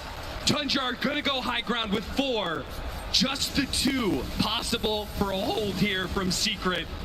It's gonna have to be some sort of crazy tier 4 defense, all up to Chrysalis and Puppy. This is one BKB. That's it in the tank. The Puppy buyback. Static Storm in 30. He's getting snared, getting illusion. I don't think the Monkey King's stopping this, but he has one last Wukong in the tank. The most veteran TI captain in Dota history, and the newest kid to the block, Chrysalis, himself holding against 4 of Tundra. The tier 4s are down. The throat is exposed. They got to get in there soon. He pops the BKB. He starts charging at Tundra, but they just keep their distance. He's going to blow the Wukong's command. He tries to hold. He needs 15 seconds. Chrysalis, can he hold 15 seconds for the Magnus to come back and start getting those skewers? How long is this Wukong? He's praying for it to be as long as possible. He needs to be a little bit longer, but he's getting tossed out of it. And now Tundra, they pounce a second round, a refresh, a double stun, a Static Storm. They're trying to hold. They're trying to get outside of the Static Storm. But are they going to be able to hold this one? The Mantle away. The Saga Siren out. Force staff, TP out, and Secret hold. Chrysalis and Puppy. They managed to hold somehow, some way. This game will continue. The refresher on the Monkey. We said that Wukong has to last longer. Well, 2 of them. 2 of them was the enough way to do it. Tundra just didn't want to commit for that throne, choosing to send everything else at it except the core heroes in. At the end of that fight, Skeeter says, I'm out of here, man. I am not going to push the luck and force the buyback. And you don't get another chance after that one. Divine Rapier, baby. It's time to go all in. A Divine Rapier for Chrysalis. It's the only real way this could end. I mean, a beautiful setup here from the Boundless in a 2-man Static Storm static field. That's the only way you're killing these heroes, or at least threatening them. So like we said, it was only Crystallis and Puppy. That's all you need sometimes. That's true. Now they're looking for more, trying to abuse the window they have. Remember, no buyback here on this Brood for 70. No buyback on this OD if he gets found. Crystallis just running down. He tries to sneak it. Soxta. He tried to kill a creep wave. He really does not want to let this opportunity for Secret to go high ground while there's still 60 seconds for 33. I mean, this is 50 seconds, no Brood. Divine Rapier up on Monkey. No buybacks for Secret. They need this throne, and they need to race it. Tundra pushing it bottom. Nisha, if he could just even hold these heroes here while the rest of the team pushes down that mid lane, but they're actually going to come back. Touch Secret want to take the fight. They do not want to end up in a throne race. Get a glimpse. Oh, Puppy. So much time cost here. But of course, you have an exposed throne on half HP. No glyph. Secret just have no choice in that scenario. Have to come back and play the defensive position. You have to imagine if they'd gotten to Tundra's base in that interval. Oh, yeah. What is this? Now, this is absolutely next level. What did I say? Nerdy and dirty? That's the only way to play it right there, Tundra. That is nerdy and birdie to the best of degree. Pulling the creep way with his courier, and he keeps it alive, too. Goddamn brilliant, Tundra. He didn't have anything else on the map he could have done that with. With all the gunk on the map. Even the couriers making it hard for Secret to get these lanes out. It is beautiful stuff. Illusion. Just when you thought you had to fight everything. They throw a little bit more your way. Yep. That said, Secret, they are smoking up mid. Remember, no buyback on OD Brood. Divine Monkey might just 1 or 2 shot some heroes here. Refresher coming up in 15. Oh man, a double boundless strike would actually just one-shot some heroes. Glimpse back, first thing, fine, 33. Instantly the RP goes down to 2. 9 with the save though. 9, being chased down by the snowball. Gets a 4-step away from Sox and he locks down the 2 supports and bam! There they go. There goes one hammer. 9, setting up for a little bit more, gets the reset out the song. So now with just the cores alive, they're trying to get they out. Can keep their distance and maybe get out fully. Soxa, maybe not so lucky. That is going to be very bad if he dies here. Another hero with no buyback. Again, Secret, they have been down and out this entire game.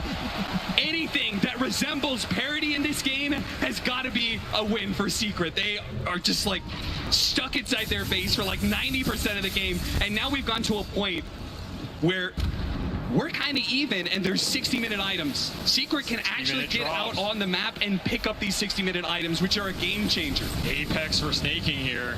Tundra is definitely going to do some farming and choose who to give it to. Still, you have 100 seconds, no Tiny, 50, no Brood. Secret can get lanes out. Remember, they're not Mega'd in this game. They still have bottom barracks. They can push it out pretty fast between Monkey and Ember. I think you try and find something here. I don't think you're just complacent with trading neutral items and letting this Tiny Brood respawn for free. That said, it's obviously easier said than done when you have so much trash just pushing in your lanes. Yep, that's exactly what Quinn called it on the panel, right? You've got these spiders running at you, these illusions constantly. You have to have a way to be able to deal with it. Secret's idea was the empowered triple melee lineup. And it's still not enough. I mean, I'm amazed at how much they found in these late game fights. The discipline and the target prioritization. The mirror shield. I almost want to see that on the Ember Spirit, so yeah, you can dive in a little bit spell, reflect an OD spell here. Might just win you the fight. Yeah. You know what I love is that Tundra, is that they got the Pirate Tat. So as if, you know, like they already have a 38,000 net worth lead, but let's go ahead and give them a little bit extra booster. It's actually, they actually got it on the side of Secret now too, so they can both be digging up bounty runes nonstop. Shuffling items around. I don't think is there really anybody who wants that? Oh yeah, they got a Tiny, Giant's Ring Tiny. How does Tundra always end up with a Giant's Ring? I feel like I've seen Skeeter end up with a Giant's Ring so much. Yeah. I doubt he's going to take it on Naga this game, but these guys just always get it. Of course, we're going to wait for the Tiny respawn just to see how big this Tiny gets. Everybody. Can we see a BKB Tiny with Giant's Ring? The most un-tiny Tiny of all time. Secret still need 2 more. Oh my lord, he's a big boy. Show him. Good God! Now that's a hero! Mamma mia! Is that a hero? Is he bigger than Roche? He's coming for you! Where's Roshan? Put him in the pit. Ultimate rock monster face-off. Put him in the pit. Put Roshan in Tundra's bait. We'll swap him out here. I mean, that is a visual monstrosity. They have been inside their base so long, by the way, they haven't finished up their tier 5 items because tier 4s are also dropping for the side of Secret. You gotta farm through them. I mean, yeah, they still have 1 tier 4 and 1 tier 5 left. Pretty much all you've got is Fallen Sky on this Tusk. You've got that Mirror Shield. They're gonna give it to Nisha, so he has Lincoln's plus that. Trying to keep this Ember alive as much as possible. He got the Refresher too. Almost level 30. These late game team fights are not as straightforward as they used to be 20 minutes ago. Like, there is a lot of gas in the tank for Secret now because of these refresher orbs coming out. Yep. Multiple Wukongs, multiple stuns, multiple BKBs, multiple ults. This is going to come down to buybacks and how much Tundra presses their advantage with the Roshans, which they're still probably going to get him, but how much does an extra Ags do for Tundra here? Not a lot. How much does an extra Refresher Shard do? Not a lot, right? Yeah, that's true.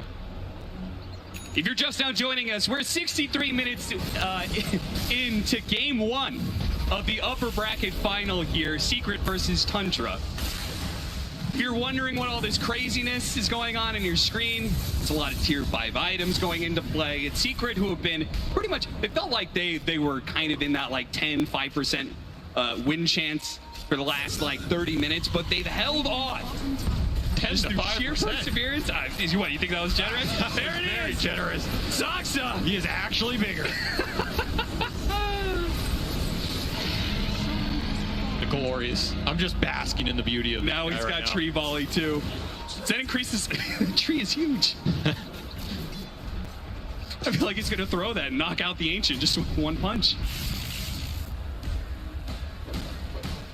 I have nothing to say. I'm just admiring the beauty of watching this walk around. I don't think I've ever seen such a girthy specimen in my life, Cap. That is the beauty of Dota. So Secret have been holding on just ever so barely, and quite literally probably one of the smallest little threads you could possibly hope for. Tundra have been fully disciplined this entire time. Like, while Secret have been holding on, Tundra have not overextended, as they've seen many teams do here at this TI. They're looking for the toss back. They have been looking for openings and patiently letting those openings play out. Somebody walks into that spinner snare, great. We can get the toss back, and oh Lord, he is coming. Here comes Saksa. Giants ring Saksa, trying to find the opening here. The Wukong's man is going to go up. They do have the imprisonment. The Dark Shadow is the Tiny moving out of that Wukong's man. Thanks to that imprisonment astral save once again from 9. They do have the Scythe, keeping that Ember Spirit. Forced to have him out. That's the nullifier. Oh, he got hit by an arrow. Puppy down. One pick off, tree volley being used, caught, and forced to use the BKB. 2 small wins there for Tundra. A BKB down on Chrysalis and a buyback out of the Disruptor. This is what we're talking about. Tundra has just been so good at being able to just see small opportunities like this arrow. Saksa looking for an opening. Doesn't go for the toss back. Instead, the imprisonment. Magnus getting caught as he tries to jump in. Also nullified as well. Tree volley's coming in. Resolution needs to be able to get outside. He's managed to get the kick back on his Snake King and snowballs his way out of there. Chrysalis sees an opportunity. Hits him with the Boundless Strike, and the Static Storm will finish him off. 9 is almost dead. Nisha's been messing around with him, but at the same time, Tusk falls. Nisha all in and trying to chase down this OD. The last remnant to the BKB. He couldn't fight him. TP out. The BKB expires. He gets caught. Socks up to finish him off with the help of 9. This OD just way too elusive on the back end, so much help as well. And that was a refresher for this Ember. He's gonna have to expend buyback here, but he is not gonna have that. Unfortunately, he's no BKB for the full duration. Buyback 1, buyback 2. Skewer away. Pulled out, but at the same time, a dieback on the Disruptor. Chrysalis jumps in, immediately in prison. He's not going to get off the Wukong's command. He hopes for it, and he doesn't have the BKB either. Starts fighting up against Skeeter. Trying to hold him. Oh, what a kickback! Right in front of the Monkey King. What a beautiful kick! Buybacks here. OD coming back in. With the song, setting things up. They have the imprisonments ready to go. They're going to focus on this Tusk first. They know this repositioning is so damn bad for them. And Avalanche on a 3. And the Hammers come in, finishing off the Ember Spirit. A 2 buyback. They are all in on being able to hit either the best RP of your life, Rezo. No! It's denied by the imprisonment. He tries to go for the Boundless Strike. He gets the Skewer back now, but coming back into play, Chrysalis is not going to be able to do anything. Immediately silenced it. That is it. Tundra, they will take this game 1. Just the most beautiful, disciplined play you could possibly hope for to see on the main stage from Tundra. They worked Secret bit by bit. They wore them down until they could finally break them. How many Astrals, how many tosses does it take to wear this Secret team down? My God. I mean, it just felt like people were getting Astrals for over an hour in that game, and every single one was more annoying than the last. There's Brulines in the back. There's Naga Illusions in the back. Somehow, Rezo's finding these skewers to keep him alive, but at some point, one of those spells is going to miss. And then the gunk just gunks you up. It's just too much, man. Of course, Tiny's probably taking up half your screen as well. So many individual fights too. You have this duel on the backline between Nisha and 9, chasing each other, refreshing for the double BKB. Penta Remnant refreshed into the Deca Remnant, trying to finish him. But 10 is not enough. You needed 15 in that game or something. I don't know. Too many Astrals to match it. That was a Tundra game through and through. It really was. We said this is going to be a battle of ideas. Who's going to come out on top? Tundra's ideas do succeed, but Secret, they definitely showed they're not going to go down without a fight. And I'm sure our panel has so much to say about a wild 67-minute game. Yeah, I can start talking after I pick my jaw up off the floor, because this is the international, this is the Dota that we live for, and these are the moments that define our game. I'm here, Tsunami, with T-Gov, Lizard, and Sheepsick, as we're all just, you're looking dazed, Sheep, you're just... There's a really big rock behind us. Yeah, now imagine how Secret felt about it. Dude, what a game. I was just so hyped, just this comeback from Tundra with their like really good smoke moves in the mid game into this long late game, base defense, all these little pokes and prods coming out. We're gonna threaten you with the glimpse. You gotta deal with the skewers. You have to save with all these different things. There was so much thinking that everyone had to do in that game, and that's the Dota we love. Yeah, you have these kind of people, you know, they enjoy that late game. They enjoy when you can't even understand what the hell is happening. And then I'm like, man, like, you just want to see strategies. You just want to see normal Dota. In the end, none of that matters. You get some tier 6 items, you get a Tiny that's higher than, I don't know, what building? T-Gov, go for it. Mount Everest. Big Ben. I just thought of a bridge. Sure. Been fully rejuvenated for this one, but I T, what's on your mind, man? I mean, you speak about strategy, Lizard. It's the fact that Secret, in the early game, they were the ones being the aggressors. They were crossing the river, they were taking the fight to Tundra. But they take that one fight in the top lane, where they utilize the OD, go get those imprisons, and since they then win it and get across the river and set up their kind of aggressive positioning, you have Skidder with the Naga illusions pushing it out, 33 with the Spiderlings pushing it out, and like Skidder, he plays over an hour-long game, he doesn't die at all. He's 14-0-24. He's backed up by the OD the entire time. Like 9 really just unlocks Skidder to pop off. It's something like the Dazzle plus Naga, Dazzle plus anything that buys a heart, really, that was played like a month or two ago. Now you have Naga and OD. Astral Imprisonment, get that heart going in after you leave the Disruptor's ulti, and you can heal up, reset the fight with sleep. It's just so nasty, and this is Tundra 101. You have Brood Mother sending her little broodlings everywhere. You have Naga with the illusions everywhere. You just cannot play. I like what Secret tried to do, right? Like with the Magnus, with the Ember, with the Monkey, you get that Empower. It works versus any kind of a zoo. And they said in the interview that they needed to address the zoo. Obviously, it didn't work out for them.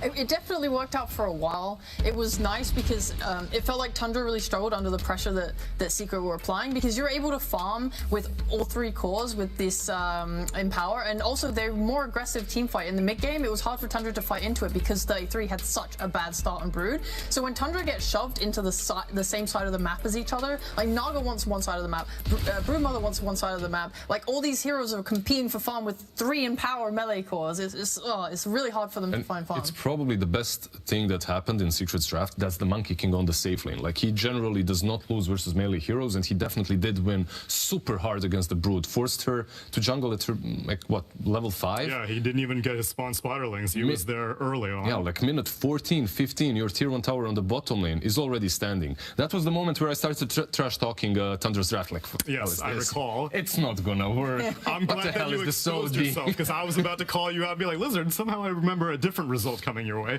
And you may have heard Cap allude to the fact that Tundra is dirty and nerdy. And we keep saying that, but what does it really mean? What are the analytics behind us saying such bold things about the team? Well, maybe Purge can explain it in a little bit greater detail. That's right, Neil. Tundra's drafting has been very innovative so far this tournament. They're ahead of the meta. They're setting the trends. For example, in the group stage, they picked Crystal Maid in 10 of their 18 total games. She ends up with a 65% win rate. Really, really good. Every other team looks at that and says, oh, CM must be really good. Let's pick CM ourselves. And then she goes on to be the most picked hero of the main stage so far, doing really good there. But Tundra, when they get to the main stage, they just say, our favorite support lady, we don't need her anymore. We're just going to pick Mirana every single game. They haven't picked her one time since they started. They haven't even banned it. No respect at all to the hero that they trended in the tournament. We just saw Mirana in this previous game. On top of that, Tundra, the other way that they're setting trends is, for example, their Doom pick. It's been banned against them now 13 times, all in the first phase, the most powerful time to ban a hero. Very effective. That's because 33's Doom is so good. The total bans against them account for 1/3 of the total bans against Doom in the tournament. That's 33%, of course. One trend they haven't embraced at all, though, is the Leshrac. It's the second most picked hero of the groups. It's a 76% win rate. Definitely the most broken hero of the patch. They haven't played it one time, and even more shockingly, Tundra has played against Leshrac 0 times in the entire tournament. It's pretty remarkable. They have banned it now 6 times, the previous game and the previous 2 before that. So basically setting trends, forcing their opponents to ban other weird heroes that nobody else is picking, and now picking more weird stuff like we saw in the last game. Secret, on the other hand, they picked Lesh 5 out of 18 matches. They picked it every game in the main stage, except for the last game that it was banned. They had 4 wins when they get it. So it's the hero of the tournament, but Tundra just doesn't care, and now they're just in a great position because every other match that's happening isn't the normal meta, or that the information you get from the other games aren't going to be applicable to Tundra, and that's what gives them a really good upper hand in these games. They go to the beat of their own drum, Purge. Thank you very much. Yes, but one thing that I'm a little bit... Oh, you want to talk? There's one more hero. Oh, tell me about it. I think it's Kunkka, actually. We should talk about Kunkka. Well, tell me about Kunkka. What's he up to? He's got a really good beard. Oh. Handsome fellow, I gotta say. I'm inspired. He's got 2 masks on. The multi-mask. Wow, beautiful. Why am I even hosting them? We could have done it in AR. Thank you very much, Purge, for that information. And yes, it does seem like Tundra is very strong. Now, how much stock do you put in adaptability? Because Secret, they have played a hell of a lot of games to get to this point. They went through all of LCQ, they went through all of group stage, and now they're going through the bracket, and they drop a game. All of our upper bracket were 2-0s. Now what, T? Yeah, I feel like for Secret at least, it's trying to make sure that their first move into the enemy jungle leads to success. Because they were in a really good position to take the fight, to take some momentum. But Tundra, they're some of the best teams at taking these defensive fights, winning, and then occupying an aggressive position to choke out your opponent. Like, if you think of the biggest net worth leads across TIs, Tundra has the second biggest net worth lead against Talon earlier. Then in this game, they had like a 60k net worth lead. Like, when they get into a winning position, they hold it. So I think for Secret, you can't let Tundra slowly get into that position where they just kind of choke you out in the game. Well, I'm still pulsing with excitement, and I can only feel it all the way here in Norway. I wonder how Singapore is dealing with such an exciting game. Let's check in with Slacks. Hello, hello, hello, my friends. It is ASTER Action Slacks. We're here in front of the arena right now, and did you know you can take a picture with a replica Aegis? Very cool. However, I've always wondered, what would someone do if they just saw someone stealing the Aegis? My friend is here. He's going to pretend to be security. What's your name, sir? Irfan. Okay, fantastic. Now, I'm going to run and try to hand this Aegis off to someone, and you got to go up to them and have them point to which direction I went. I want to see if they're loyal to me or if they're loyal to you. Are you ready? Yes. All right, let's go assault someone that has no idea that it's coming. Are you ready? Yes. Time to go give away the Aegis. Count to 20. Here we go. Excuse me, excuse me, excuse me. Out of my way, out of my way. Out of my way, out of my way. Miss, can you hold this? Please hold this, please hold this. Listen, don't tell anyone you saw me, okay?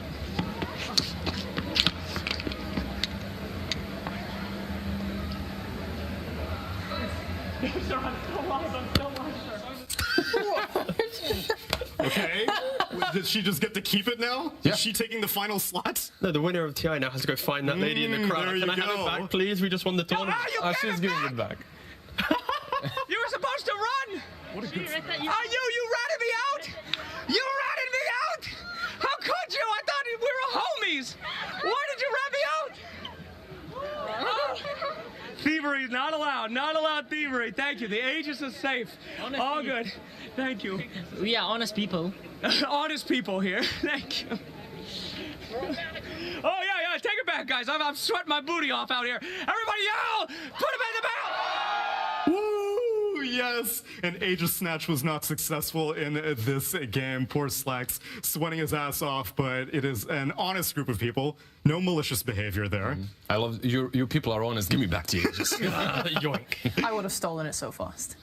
So apparently what I think is going on is that you can go and take pictures with the replica Aegis, which I remember that during TI-10, when there was no crowd, I very surreptitiously walked up to the real Aegis and like snapped a quick selfie and was like, oh my god, this is like... Did you touch it? Did you, So I asked permission and I was not granted permission. It should actually tour the world, you know, on the downtime, like football does. Just well, right now it's looking like it's Aegis. about to tour from Eastern Europe to Western Europe because it's going from Team Spirit to one of these three teams that remains, looking like it might be a compelling case for Secret, for Puppy to put his name on it again, T. I don't really know. You think that Tundra is going to turn it back around or what?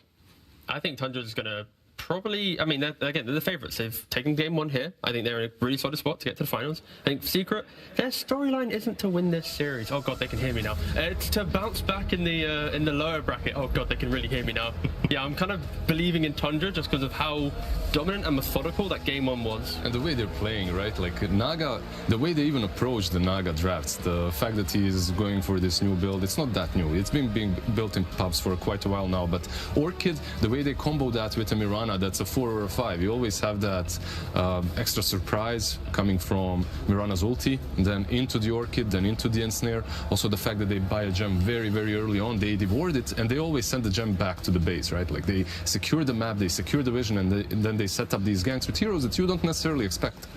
And we had a lot of skepticism surrounding this draft sheet. I know that you saw Brood and Naga, and you were like, oh, I don't really think that, I mean, there's a lot of clear on the side of Secret. Whoa, whoa, whoa. This is backstage talk. These are off thoughts that don't truly reflect my feelings on the draft. You hate them.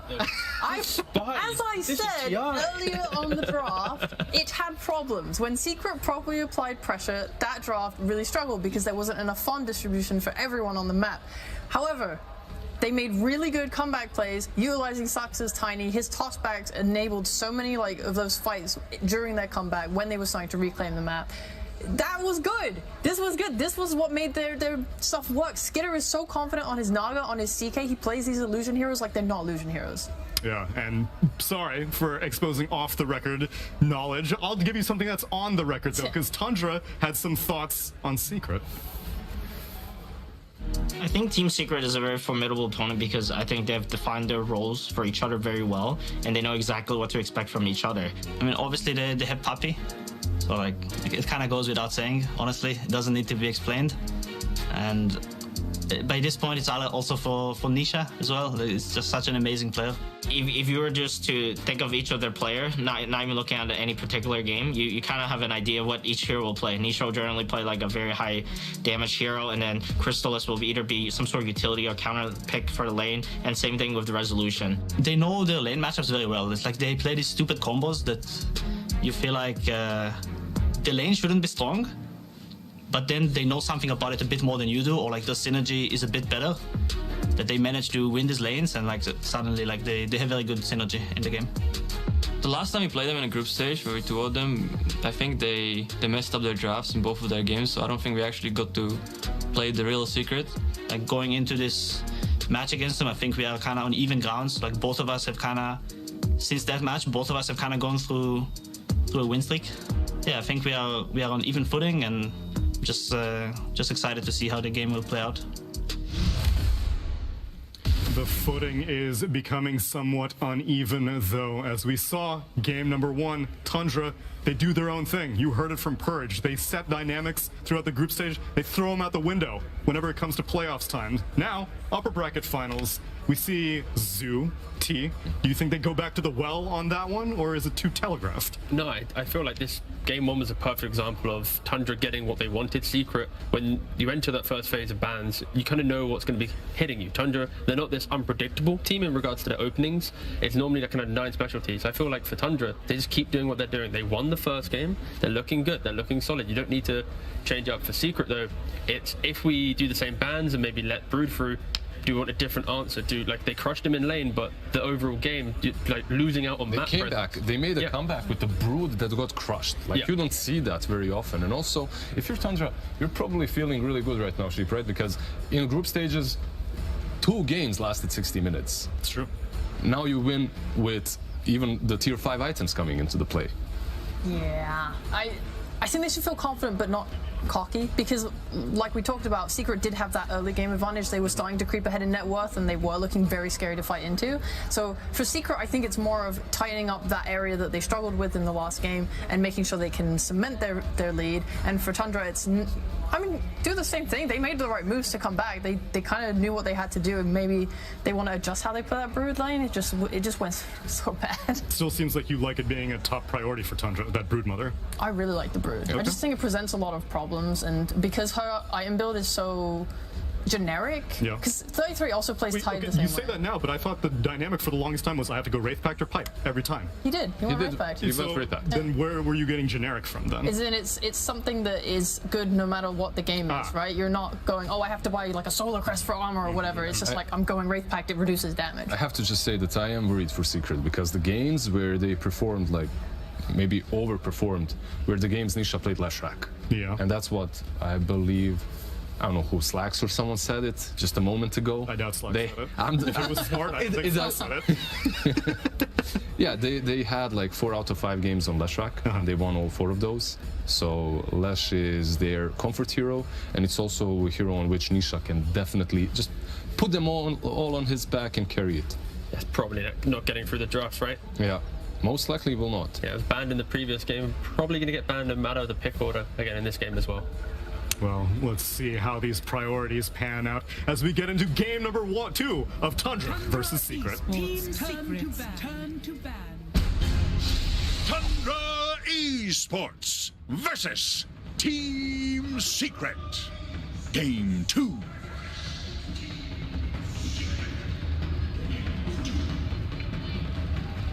Now, we heard earlier from that video from Tundra themselves, they said they talked about when they faced up against Team Secret in the group stage, they said they didn't really feel like they faced the real Team Secret. Sure, game one, they feel like, okay, now we're matched up against the real guys.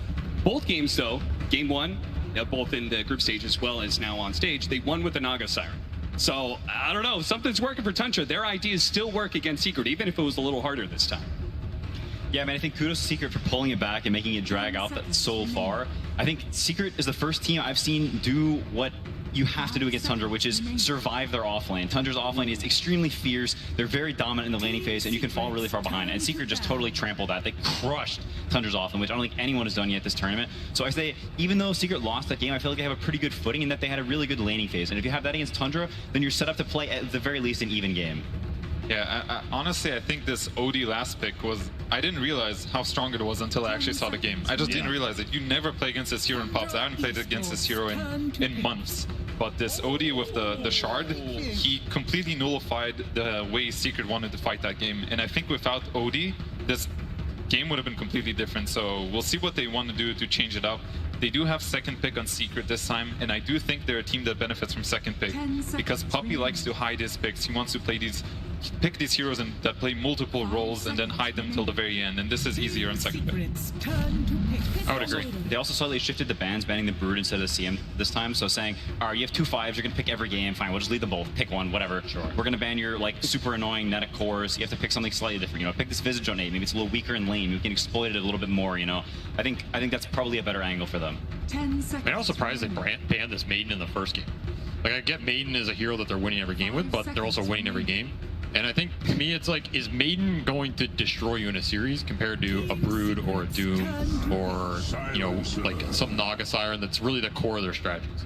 Because this Maiden obviously accelerates their support to a lot. It helps them skirmish. It gives them some extra lane shove for their pickoff combo. But I feel like I'd rather play against Crystal Maiden than like the Brood or the Naga, you know? Do you think it was more about the opposite? Do you think it was like, we're going to give you Brood Mother and break it? Because they, as Quinn pointed out, they did win that lane.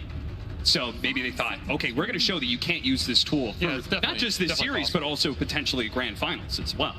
Yeah, I mean, that's definitely possible. It's something that Puppy is like notorious for doing. Like, fine, we'll give you your best try, we'll beat it, and then like you're screwed. Then your draft is hosed, and you don't want to play the Brood again, and then now what do, right? But, I mean, they lost, so you just ban it to screw it. I don't want to see a spider in my game again.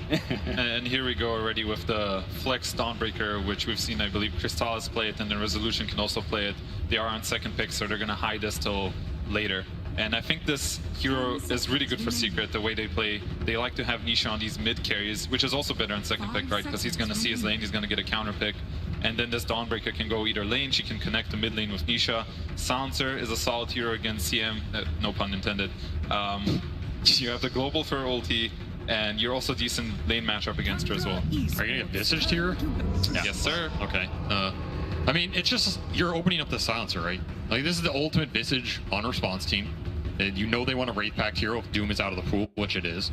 And Brood is out as well, so if you don't take your Wraith Pact hero here, you're maybe not getting to second phase, and I feel like they really want a Zoo hero versus Silencer. It's one of the best ways to abuse this hero. Even if you end up getting countered in the game, your lane's terrible, you can always just throw birds on him, and he's kind of forced to make a decision in terms of spell casting, because the hero's just too slow.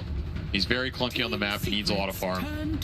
So I think Tundra got a pretty happy Visage pick, but I agree that Dawnbreaker should be very good for Secret in this matchup. Like, it's one of these cores that can shove waves, deal with the early skirmishes, and still scale, and help their mid-hero scale. Yeah. We've seen these Dawn Storm, Dawn Shadow Fiend combos be really powerful as tournament. Yeah, I mean, I think if you compare these first two heroes from Secret to the first two last game, I think they're a lot happier in terms of, like, it gives them more flexibility in what they pick in the second phase. They have a lot more damage, a lot more, like, casual fight. It's not two heroes that sort of do the same thing. They have pretty good magic damage. They have decent scale, you know, it, like, sort of balances in a lot of ways. I think they're much happier with that, because now each can play, like, the, you know, the carry type of hero, or we can play the spellcaster type of hero. Rezo has different options. I think they're more open in terms of, like, what they can pick down the line. Yeah, it's going to be interesting to see if they want to address this Wraith Pact in any way, because I felt like last game the Wraith Pact actually had huge impact. They didn't have a simple way of killing it. You know, Ember doesn't want to hit it, Monkey doesn't want to hit it. You want these kind of range heroes. Sometimes, you know, people will pick a Snapfire, something that can actually deal with the Wraith Pact timing. So I'm trying to think what they're going to pick for Secret in the next hero. It's going to be Zayak's hero, most likely. And they could set up a way for the Silencer to lane away from Visage too. That is also a possibility. They only really have been playing melee fours for Zayat, so right? Like when you think of the raid pack killers, I think of like Piranha, Snapfire type deals from the 4. And he's pretty much just playing Earth Spirit, Tusk, Nyx. Job's done. I'm gonna go in and wreak havoc. Especially when you have Silencer 5, you kind of want as many forms of solid, easy initiation as you can get. Yeah, I mean, they could be looking for that raid pack killer from the core position on 18. When you look at Tundra's heroes, they're a bit clunky in the way they fight. It's very like, we stand in a ball, we hit what comes into us. So if you have this sniper, this SF, this turret hero, says, okay, that's fine. If you're gonna sit there, I'm gonna sit there too. I'm gonna punch you from farther away. I'm gonna beat you backward. Like that type of thematic fighting for Secret, I think can be very good, and also like helps give them an answer to this, raid pack, which is super obnoxious. Yeah, they're banning Naga here though, right? I'm trying to think about it. I feel like you ban Nog. I don't think you want to play another Nog game. Even if you're confident you're going to get the cores, I feel like it's another hero that makes the way the fights play out very difficult for Silencer.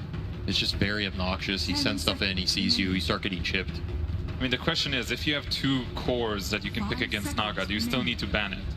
That is the question here. That's a big question. You do get to counter it, and it also depends a bit on what support they want to pick here. And like you said, he's been playing mostly melee heroes. Which one is the best here? And they do ban it, so I think it's an okay thing to do. They keep losing to it. Clearly, Tundra is an amazing team with Naga Siren, so I can see Clock here, I can see Tusk, something that just fits with his MO, which is just pick melee heroes. Do you like the Earth Spirit? I feel like it is one of those old school Visage counters in a way. Like you can get on him, start burning the stacks, be extra tanky, you just get BKB, he doesn't do anything to you. In theory, he is stronger than the other supports in how the fights break out. He is weaker in lane, but you're right. It is a lot about fighting. You come to LAN Dota, it's a lot about fighting. You know, logic kind of goes out the window sometimes. Very true. That's what happens on stage if, you play in front of this huge crowd. But they do go for Nyx Assassin, which I do think is a weaker hero against, Visage's timings. Yes. I mean, there is the upside to this Nyx hero that the combo with Dawnbreaker is pretty powerful. You get this 10 stun increase talent, and you just get chain stun. The Nyx hits you, stuns you, Dawnbreaker drops on you, and you just get chain stun for like 5 seconds. They full to zero you. So, I mean, we saw last game Tundra playing this more of this pick-off style, whereas I think Secret this game has much more of that than they did last game. So maybe, being able to split the map a little bit more. You saw them sort of, gridlocked at this 1K, 2K gold lead for quite some time. So maybe this Nyx Dawn gives a little more global presence, a little more pick-off potential. Maybe that gives them the opportunity to like build more of this gold lead if they have another good early laning phase. So I think this is going to be the hardest phase for Tundra, because they have to decide what to show here. They go with Clockwork, which is definitely good against all these heroes actually, because it is a solid support matchup. And then which core do they go with here? What do they want to address? Do you want to address this Dawnbreaker, which can go to multiple lanes? Do you just want to pick something that's just good in the game with Visage?